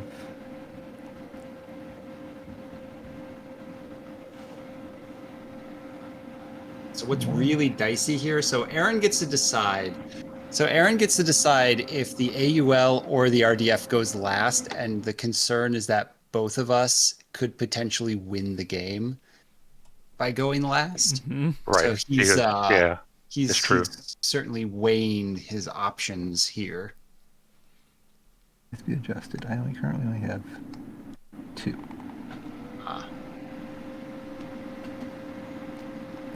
Yeah, that's when I saw the turn order for Zentradi going first. I was like, oh, that's not the best spot for the last turn. In that case. Actually, for the Zentradi, that's a really good spot to be in because you have an instant win. Right. If things are going Oh. the Zentradi's way, I the see what you game mean. will just end right now. Yeah, I see what you That's- mean. Right. Yeah, I get that. Yeah, makes sense. That's why I started rallying everyone against you. Oh, that's why. Okay. I was like, I was Could- so far off still. I was like, that's what I'm gonna. Because if I had done that, you would have just won with that card. Yeah, I see what you mean now. Yeah.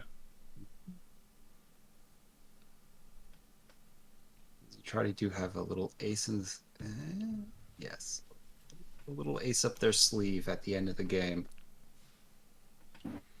But I'm also curious what he's gonna do here.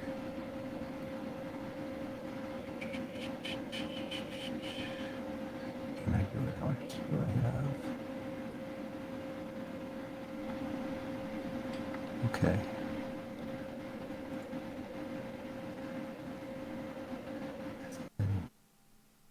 First of all, go to the stars.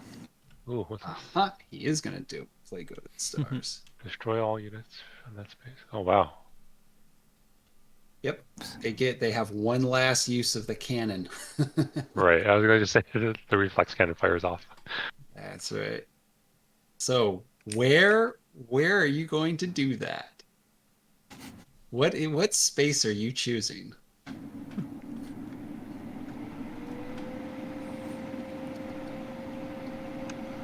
And that's where I'm being very careful right now with my money and with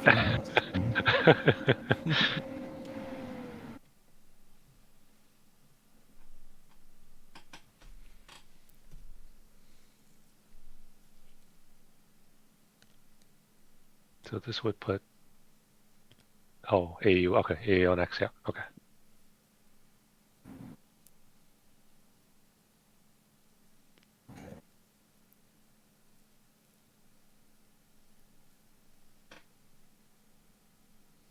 So the explosion heard around takes place in New Portland City. Ah, boo.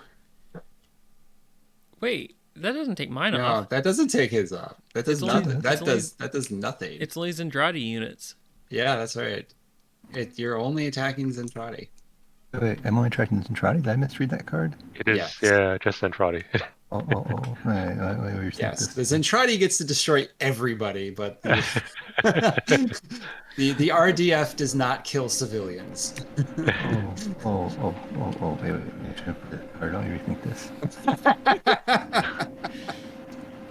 I might still need to play it, but Maybe. yeah.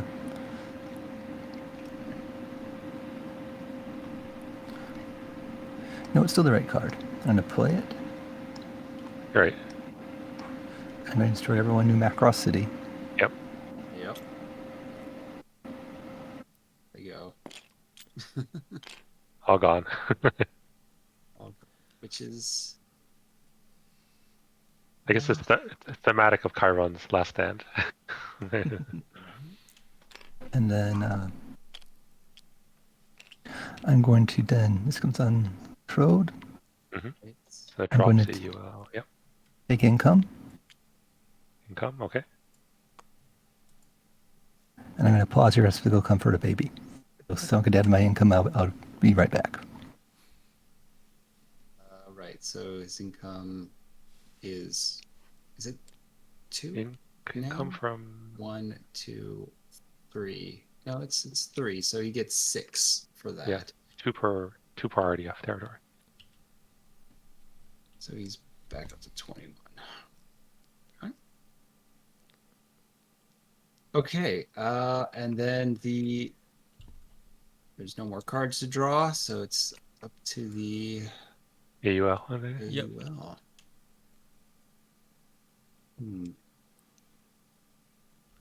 All right, I think I'm gonna play this card. Macross is just getting pounded. So good. Also, I really like the quote on that one too. I send you a special greeting. Oh, yeah. It's a fantastic line. May all of your foolish holidays be as bright as this one. From Chiron himself. That's pretty fantastic.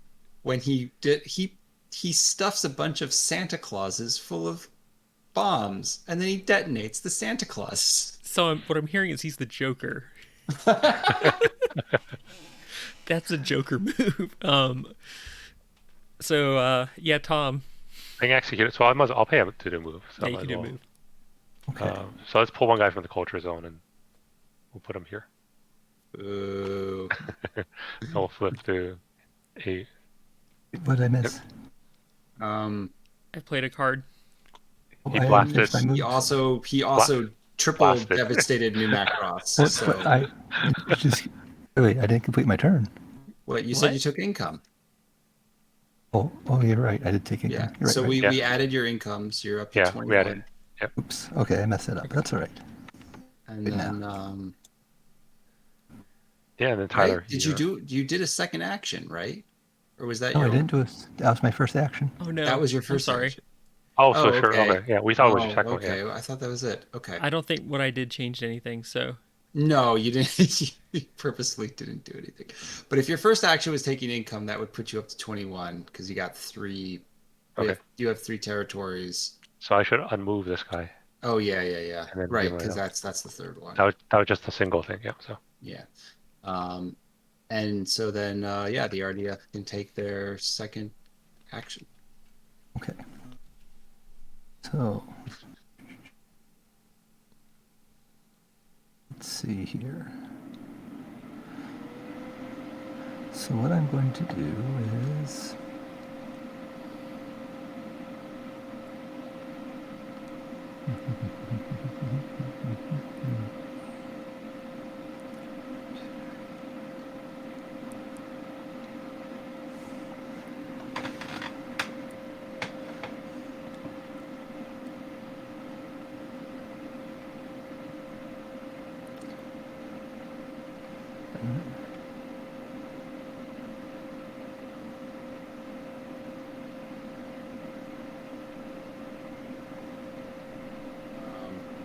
So are these 3 actually here?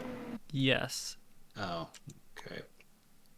How long have they been sitting there? Actually, they've been there for a little while now. did we miscount my income? I think yeah, you'd be down Okay, let's adjust this because that changes my plan. Yeah, I recruited them back in the resolution round. So Oh, well, you wouldn't have.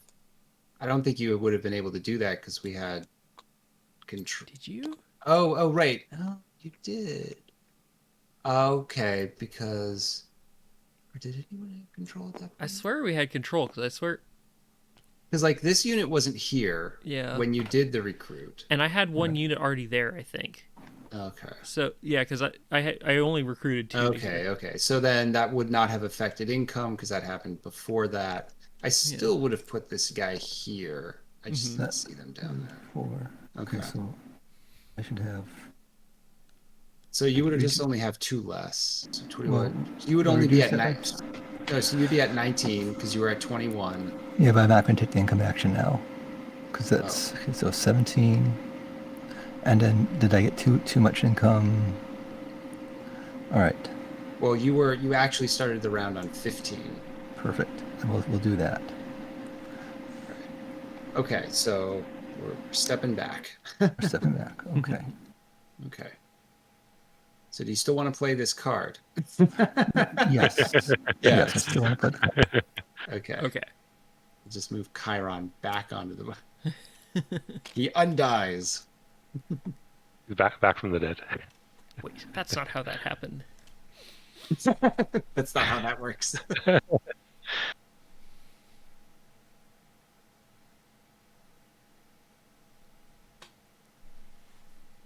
So what do I want to do?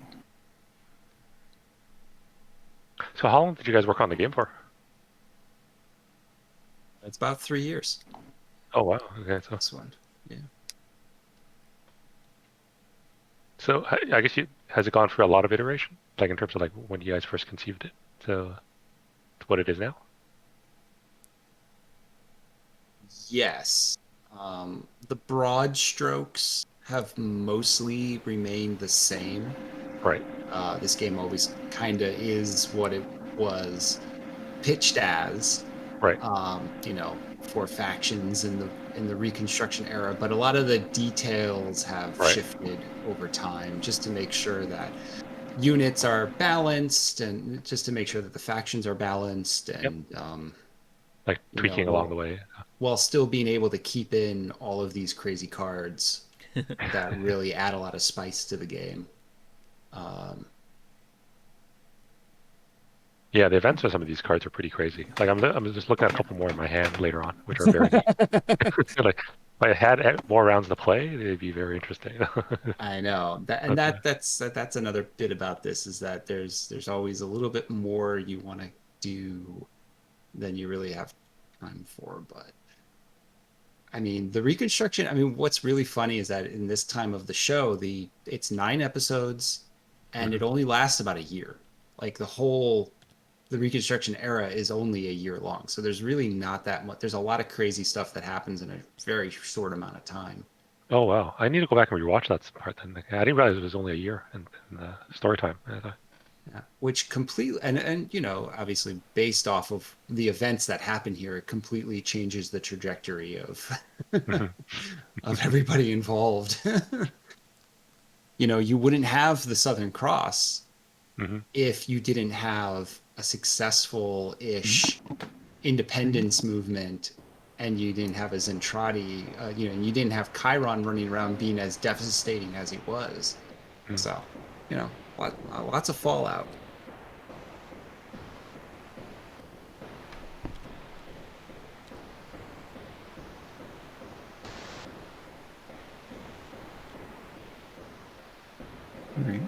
Okay, I'm at 6. And now Flips. his flips. This is now under my control. I control Macross. Yep. So Yep.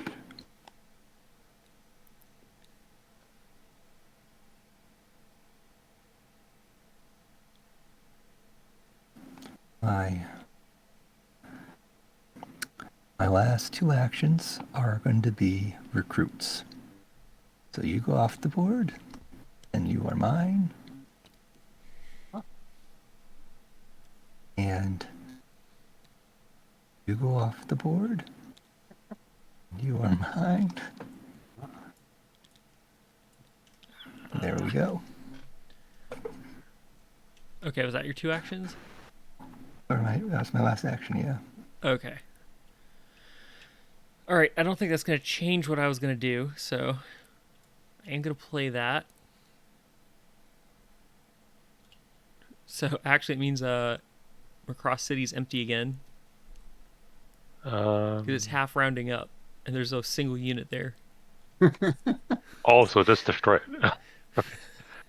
So it's not entirely an intended effect, but I'm fine with it. Okay. And then for me,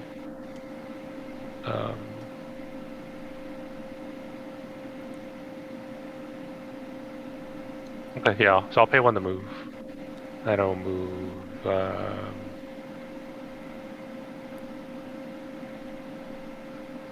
One guy off here.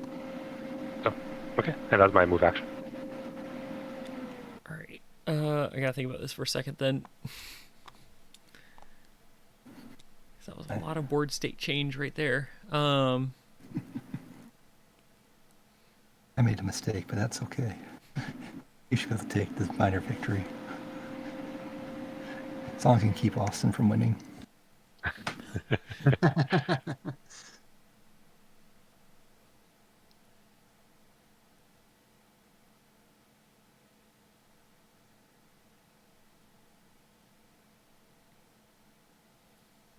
I'm glad to see more and more of the Robotech games being released, and even to the general like videos and media. So I know there was a big hang up with the license for many years.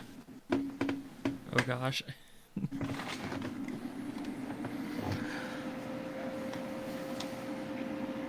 I know we were particularly happy about that. Because Strange Machine Games gets the license from Harmony Gold USA, and so if the superseding rights was was no longer or altered, then that means this game would not be able to get published at all. So, That'd be rough.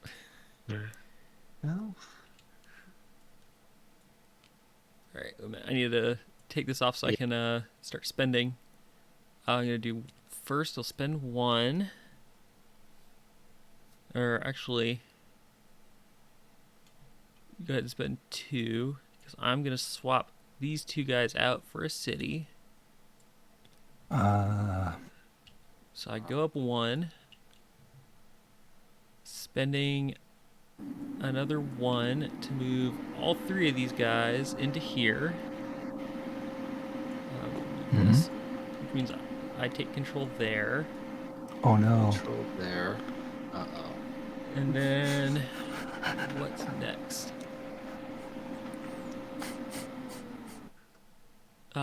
Spend 2, move these guys here.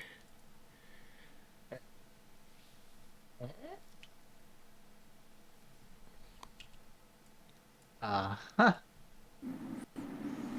And what else could I even do?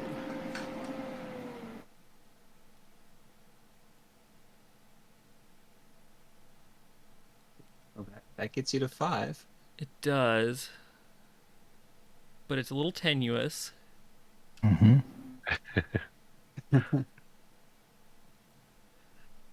me check something.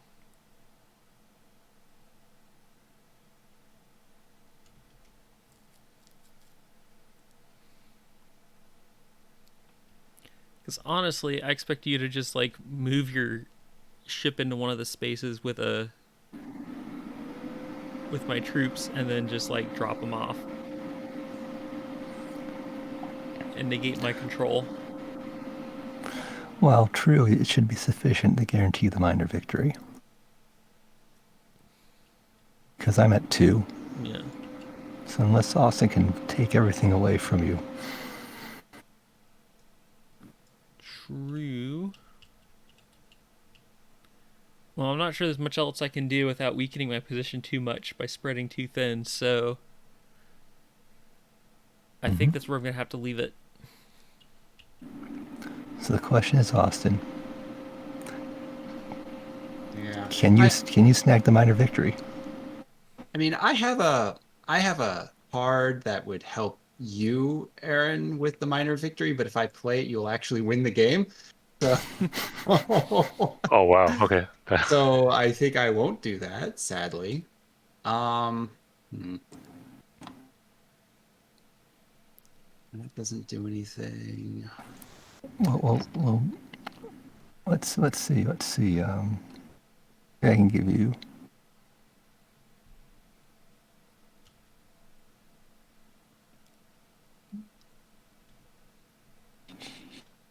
So, where am I at? I'm at.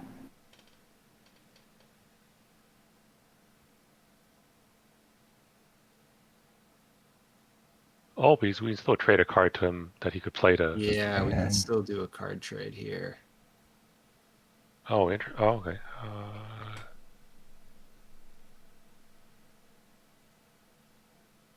I have cards you want to have, Austin, but how are you going to help me? Well, okay, let me just show you this. I got idol worship. Okay, so that could actually bring you up to 5. But that's the thing. That would bring you up to 5. Wow.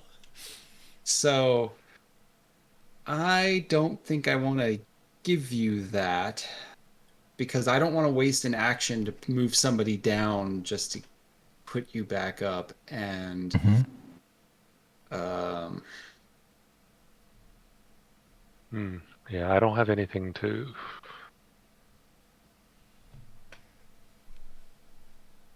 I mean, I have a card I can play without issue. I'm just curious to see if you have anything that you want to trade me for. So,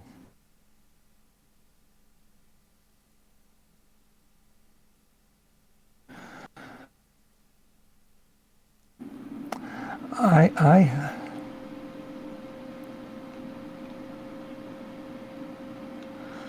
I had the visionary tactic. I'm not sure if I should offer that card. Okay. Well, that would drop a whole bunch. That would drop all my units right there. Uh, then I get to move around. So that would actually, you know what? That might, well, and then, But that might give you the well, game. yeah, because then that's basically 5 protoculture I'm not spending Yeah, no, on so I can't give it stuff. to you. Yeah, no, give that to me. That'd be great. I know exactly where I would do it. I would make sure that they wouldn't win, and I would be able to take what? 1, 2, 3.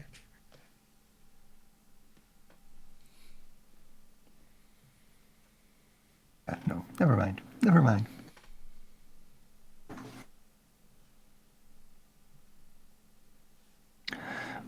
Let's see what you can do, Austin. Lay it down. I can't even make suggestions because I burned my brain out getting to 5 cities this turn. So I don't Tyler, know. You know what? I don't know. Even if you give me that, I'm not sure I can win. 2, because then there's 3. Tyler, where's your 5th city? I'm just trying to. I have. Oh, Yeah, sorry, 1, the one up here. Oh, I didn't 1, see. That's why. It's these. 2, Yeah. Okay. It was 3, empty, so I felt 4, Yeah, 5. good point. Yeah, no, good point. No, I counted the ring down here, but I didn't see Macross City. Yeah, that's 5. Yeah. Yeah.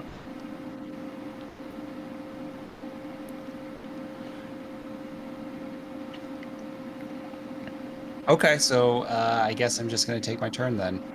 So you, Because mhm. it would give you the win, wouldn't it? Because I have to take 1, 2, 3. I'd have to take 4, right? So I'd have to get 3 units into here, 3 units into here, 3 units into here, 3 units, 3 units into here. 1, 2, 3, 4, 3, 6, 12. I only have 9. So yeah, well, let it ride. Let it ride.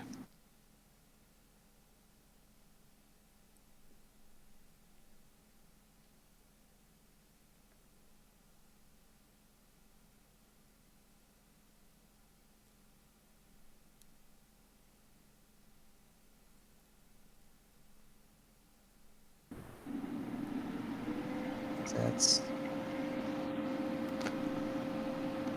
no. I think I would. I think I would only get 6 because I still only have 9 moves. Oh, but then I get to take. I'd still take 2 actions. So yeah, no, you go ahead. You go ahead. I'm Okay. not giving you the Okay. game. Okay. Okay. You're not I'm gonna not give. giving you You're the not game. gonna give me the game. Okay. No, I'm not gonna give you the I game. can respect that because I. Okay. All right. So here we go. Well, we'll finish this off. Going to play Viva Mirna. First, get to take any 2 actions. So yeah. Yeah. So I guess I'm gonna have to. Yeah, take income. Get me up to 12. And then second action.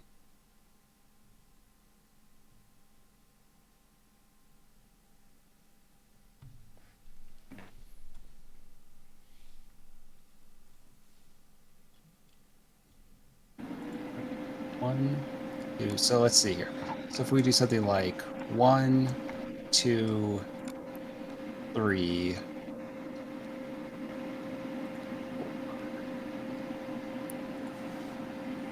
5. Shoot. You have to take one city. 6, 7. I know. 8, 9, 10, 11. Uh, You don't have to take the city. You just have to prevent them from scoring. You win ties. no, I know. 1, 2, 3, 4, 5, 6, 7, 8, 9, 10, 11.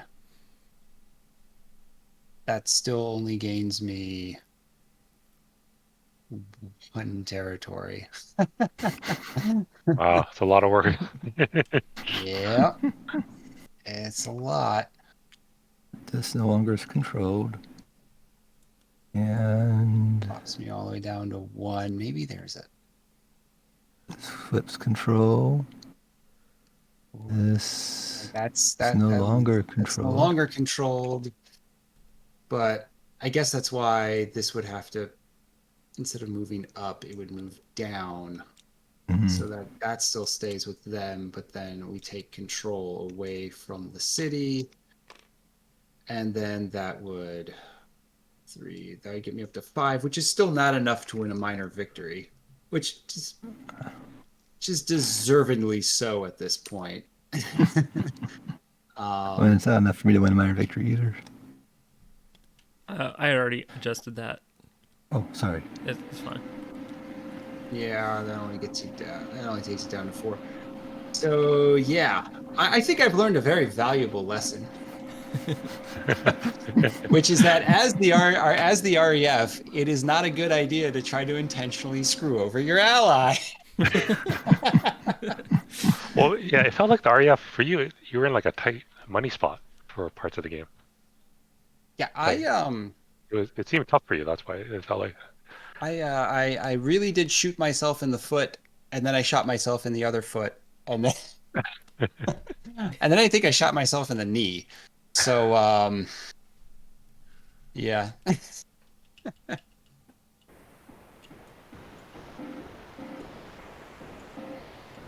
So is that game? So congratulations. Yeah, You defeated the game designers. Yep. You both won. Woo! Yeah. That was close though. It was a good, yeah, that was a tough game. That's what it is. Man, that Because was really cool.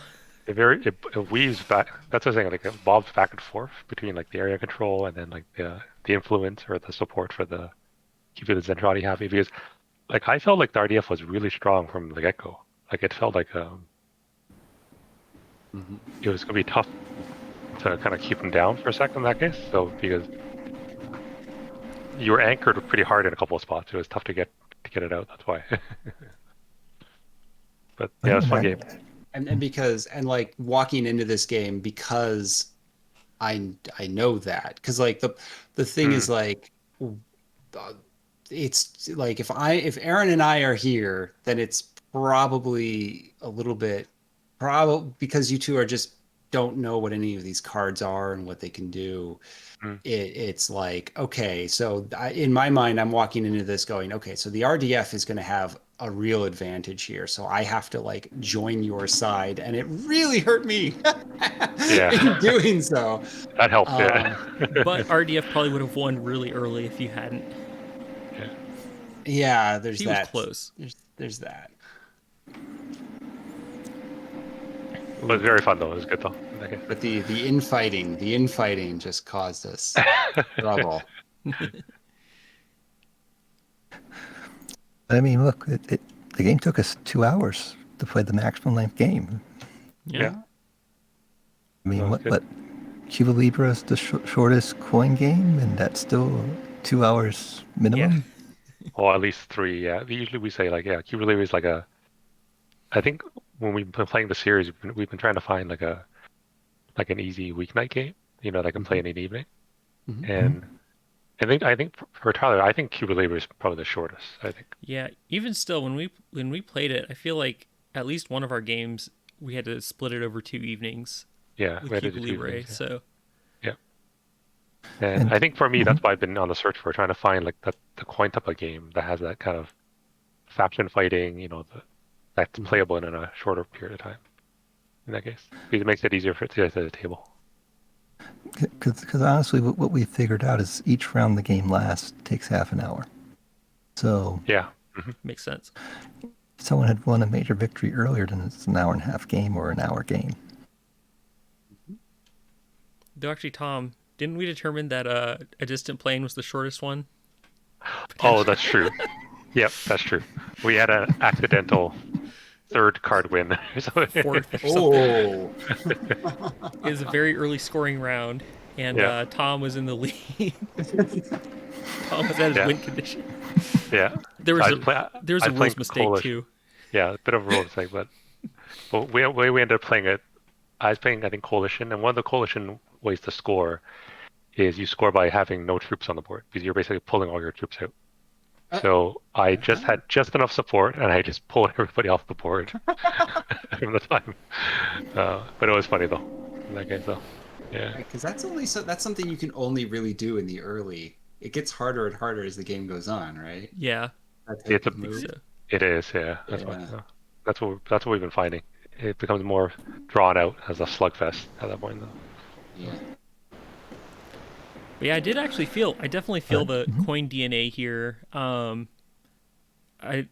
do actually really like how the initiative system got changed Yeah. up. That was really cool. Yeah, this is very cool in terms of like based on the card play, how it's changing the order of the turn, and especially how you can trade the cards. Like I said, like I had my one play of my local group, and we didn't trade cards at all because we didn't know, I guess, what to expect. But seeing you guys do it and seeing the effect definitely changes the play, I think. Yeah. And I think it also helped like get that above the board play going a lot better because like coin games we do some of that, but a lot of times it's kind of quietly calculating how am I going to do this, whereas we were doing a lot more collaboration Yeah. like right off the bat with this. So I think that having that trading option helps like get that in the forefront of your mind, right? Yeah. And like the one thing that we don't do is you're not able to trade protoculture in this game. Right. But the main reason for that is that like you'd really have to do like a protoculture exchange rate, and the players would all have to know what that exchange rate is for things to make sense, because one protoculture is not really valued the same for each faction. Like, Yeah. like if I could have gotten Aaron to play that card, then I would have saved 5 protoculture in my moves, and I I don't know if that would have actually given me the win. I don't think so, because I'm still capped out at units, at a unit spread. But I would have been able to move units further, so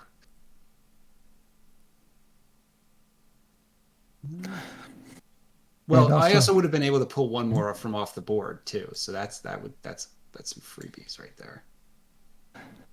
It also focuses the discussion on what you can and can't do on the board. And if you're doing trades, it's all for the cards, other than what you can and can't do on the board. That's right.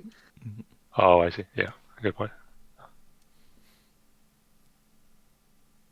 But yeah, it was a great game. Thank you. Thank you. Yeah, thanks for coming on to do the teach, and then and also finding us the fourth. I think the fourth is definitely I think the way to play. Yeah. Yeah, it's made. It is made for that. Right. It can be done with 3, and it's not bad with 3. It's still fun with 3. Yeah. But it shines its best at 4. Oh yeah, I think so. Yeah. Like yeah, my first play was with 3 players, and we had the bot, which was fine. I think we still it was interesting to play with it against balancing off the 3 factions. But I think, like you said, I think 4 is where the game really shined. You get this kind of like back to back, 2v2, but then within the team of 2, you get the infighting, which is half the fun. Yeah. The thing about the bot is that because the bot does nothing to does nothing to hurt the quasi ally, or doesn't do anything to consider that, it really forces it subtly changes the game to make the Zentradi and the AUL work a little bit closer together to stop the RDF. And I think that the one thing I've seen over and over again is that the Zentradi needs to be more aggressive. Like these passive, like the game is harder for you because the Zentradi keeps play. Like I see so many first time players play a passive Zentradi like you did, and it's like, I really want to do one of these in front of an audience and play as the Zentradi and just go around and start blowing everything up and being like, no, I could still win this way. Yeah. Well, and that's why I kind of considered partway, I think it was turn 2, like doing the big push, right? Yeah. Like I said, okay, well, let's throw everybody in there and but I was afraid of peaking too early. And then I would run out of stuff. That's why. But then I didn't get a chance to do it like on this very last turn. That's why. So yeah. So who has Zentradi Desertion and the other Minmay Quits? And yeah, Minmay Quits. I have both. You're having both. Oh, come on. The thing I had all these AUL cards. Like I had the City Riots, the Monument City thing. I was like, wow. Wow. I had all these REF cards sitting around. Yeah. Like whole game. Whole game? Pretty much the whole game.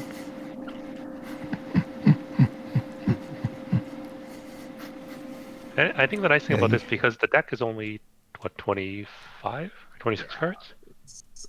It caps out at like 30 cards. So the deck itself is not that big. So players are absolutely encouraged to learn all of these cards and be able to factor them into their play.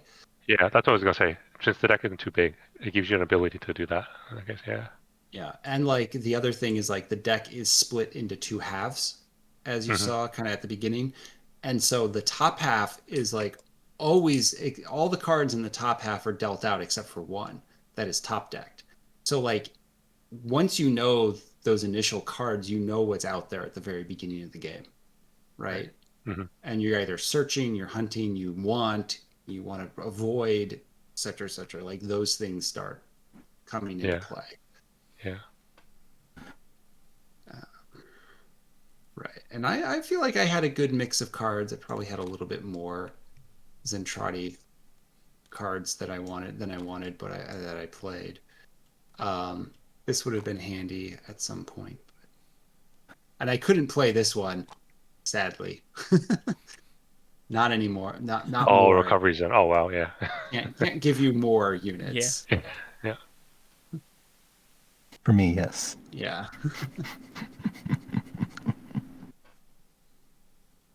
But you're right. I think it'd be fun to play. It'd be fun to play an aggressive Zentradi, just to see what would happen. Well, I mean, it's not that you didn't have any strength. Like you had so much money that we had to counter you. Like you're Oh, yeah. Yeah. too far ahead. Yeah. Right. But by having so much money, you end up getting too far ahead again too. Because then I saw, if I don't stop you now, Yeah. you have enough money to win the game. Yeah. No, good one. But no, I mean, you spend a lot of time watching all the other players here. Like you're constantly watching them. Yeah, definitely. How did you find AUL, Tyler? It was interesting. I feel like I wasn't using the influence action that much. I don't. Okay, it felt like I did a shift at some point. Like early, I was doing influence, but end game, I was like trying to spread out for control, Right. which I'm guessing is probably the normal arc. I don't know. I guess it depends on what Zendrati and RDF are doing. Whether you have to like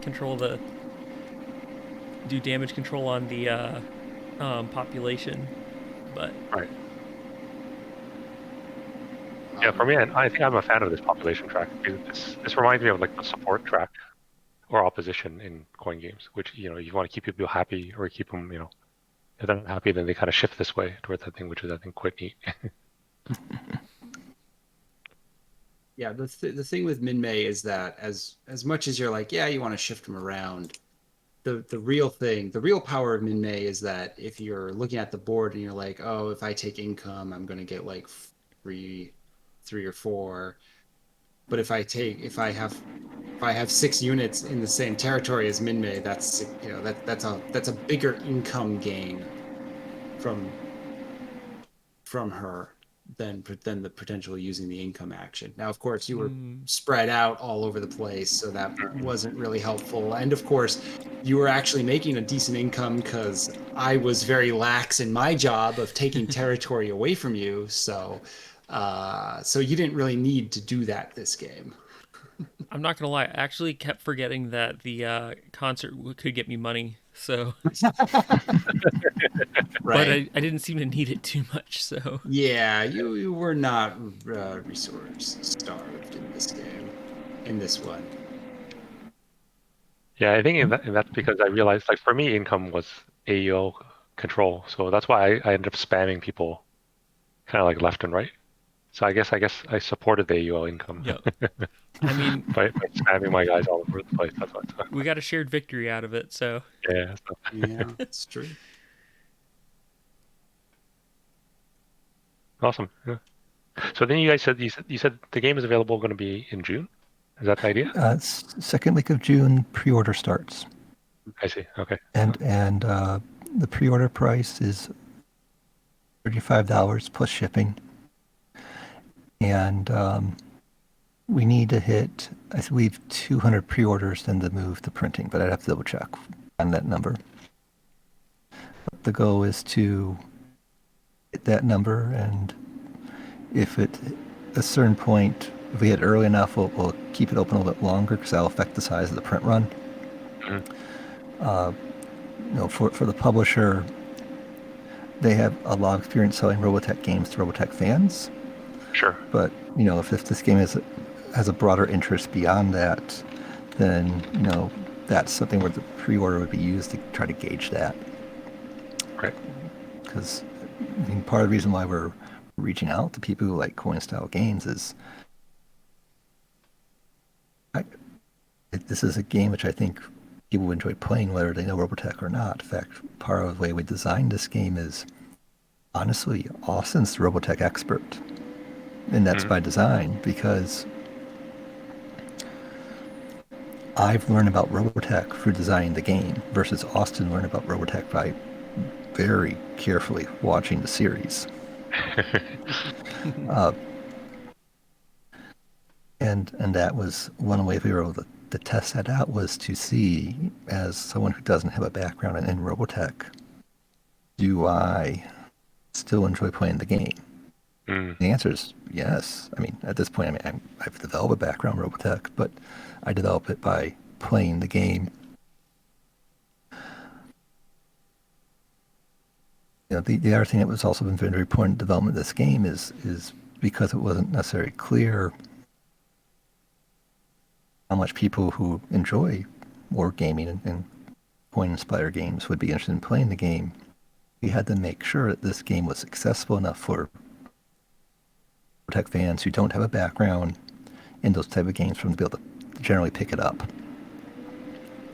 And so it's very consciously designed where we focus on trying to make this as accessible as we can to really allow those people to get introduced to this wonderful system and enjoy this game and maybe pick up some other games in the future as well. And those are just very important considerations that have strongly influenced the design here. And the nice thing about being co-designers is that we can take on different roles in that process so that we can serve as a check on particular questions. Yeah, so you kind of get two views, yeah. Well, and we can make sure that we maintain someone being responsible for tracking each of those problems. Right. Robotech's a very entertaining, immersive universe.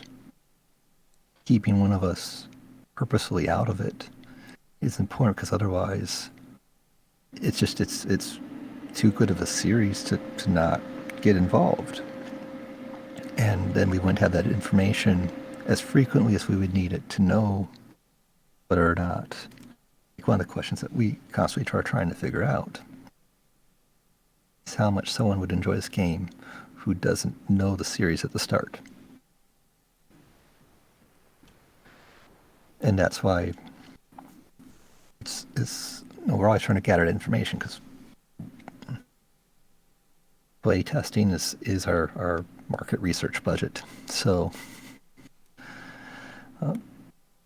yeah, so I think Tyler, we'll have to bring this one back and get Phil and Mark. Yeah, that's a good point. They're yeah, the other two regulars in our coin group have no knowledge of Robotech or Macross or anything. So it would be interesting to see what they think. We would love to know because that's something we're trying to really get a good gauge on. Yeah. Well, if we do, we'll probably stream it. You can feel free to be the peanut gallery and Yeah. Give us some advice. Yeah. Don't trade that card. Trade that card. I don't know how well do you monitor chat? Could be doing running commentary in the background. Oh, now you see this play here. He's going for the win, folks. Is it too soon? Is it too soon? He's gonna waste all of his resources. That's right. I'm usually watching chat, but I won't complain.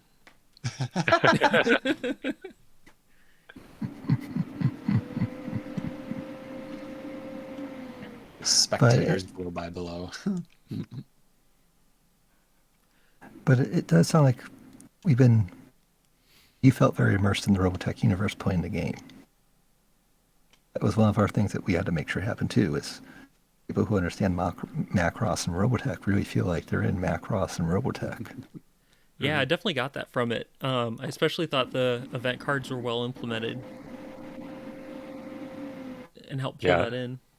Yeah, some of the events cards were definitely very cool in terms of how they affect the different game states and even some of the actions, I think, between the different players. Like especially the Min-May concert one I think was very funny. Go back to the series. That's how they swayed the Zentradi over in that case. So yeah, actually, it was funny. The one thing I might even say is, like I had to really read the card closely to see that my actions had like faction specific names for them.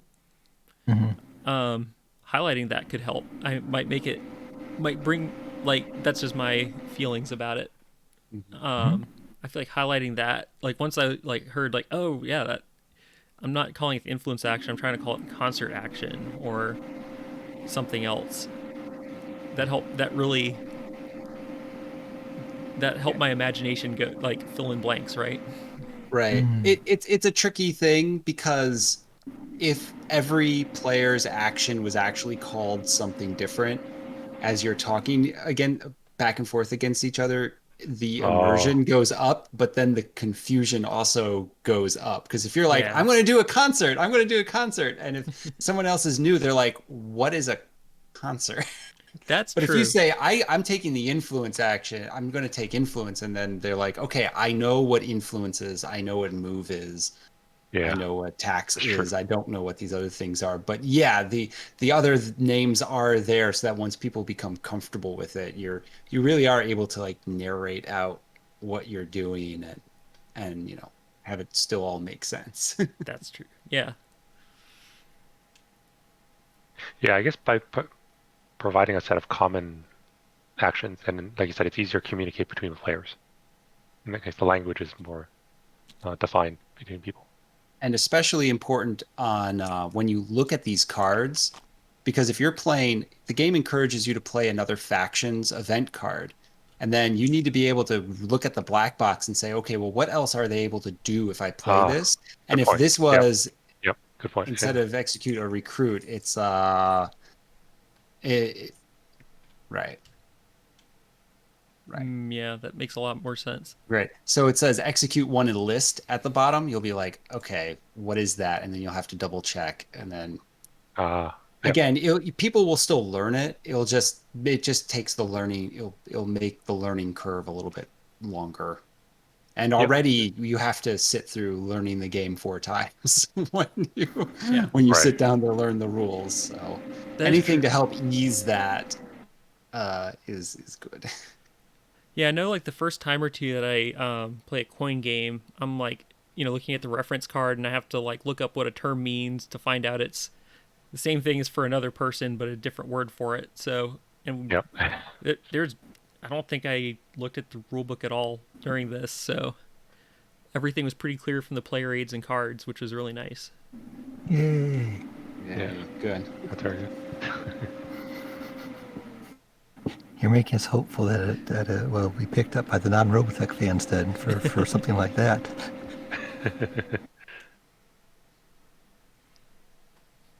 Well, I hope so. And I hope people watching like this. What's the website where they can find the pre-order when it goes live? StrangeMachinesGames.com. So, just to make sure we're spelling that right for everyone,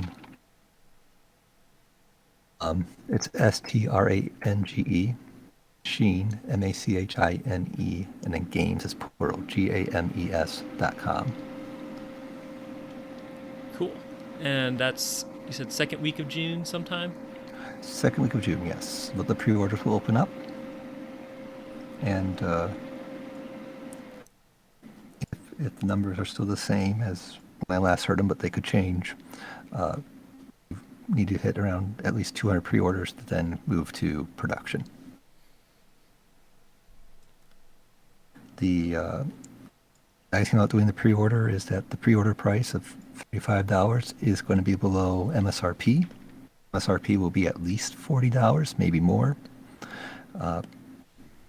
You still have to pay shipping on top of that, but that's one way we can say thank you for helping us actually make this game available.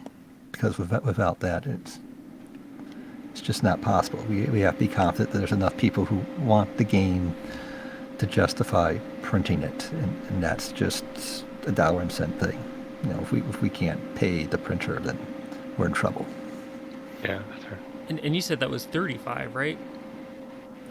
For the pre-order, it's 35 plus shipping. Okay. I'm sorry. I thought like the first time you said it, I thought you said 45. I was like, yeah, that's pretty decent. So 35 is even better. That's great. So yeah, everyone watching, that's better get in on that deal if this looks cool. Or Probably.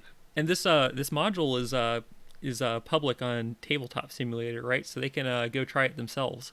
That's right. That's right. And we'll also be at SD HistCon if anyone's going to be there. So if you want to play, get a demo, we'll be there. If you want to play with us more hours, we'll be there as well. So feel free to hit us up there and play, have fun, try it out, see if you can pull off the major victory. Nice. I guess it can show up at like something with HistCon in the name because it's set in 2013, right? That's history now. Very true. It's the far future of 2030. It's the far Yep. future of 2013. We're not there yet. Not quite. What do you think this is? The future? Not future yet. So obviously, I think my next follow-up question is: Are we gonna get? Are you guys gonna think about making miniatures for the ship? So, so for be able to sell it at that price point, the we won't be able to include miniatures with this game, but there are people who do make miniatures for Robotech, Mhm. and you probably could go to them and get the miniatures through them. Yeah, that's fair. But even with the standees, I like for us. I think for us, playing the coin games, we're used to tokens and hexes and that sort of thing. But I think for this one, having the ships for like Breed Eye's flagship or something, or Rick or something would be kind of cool.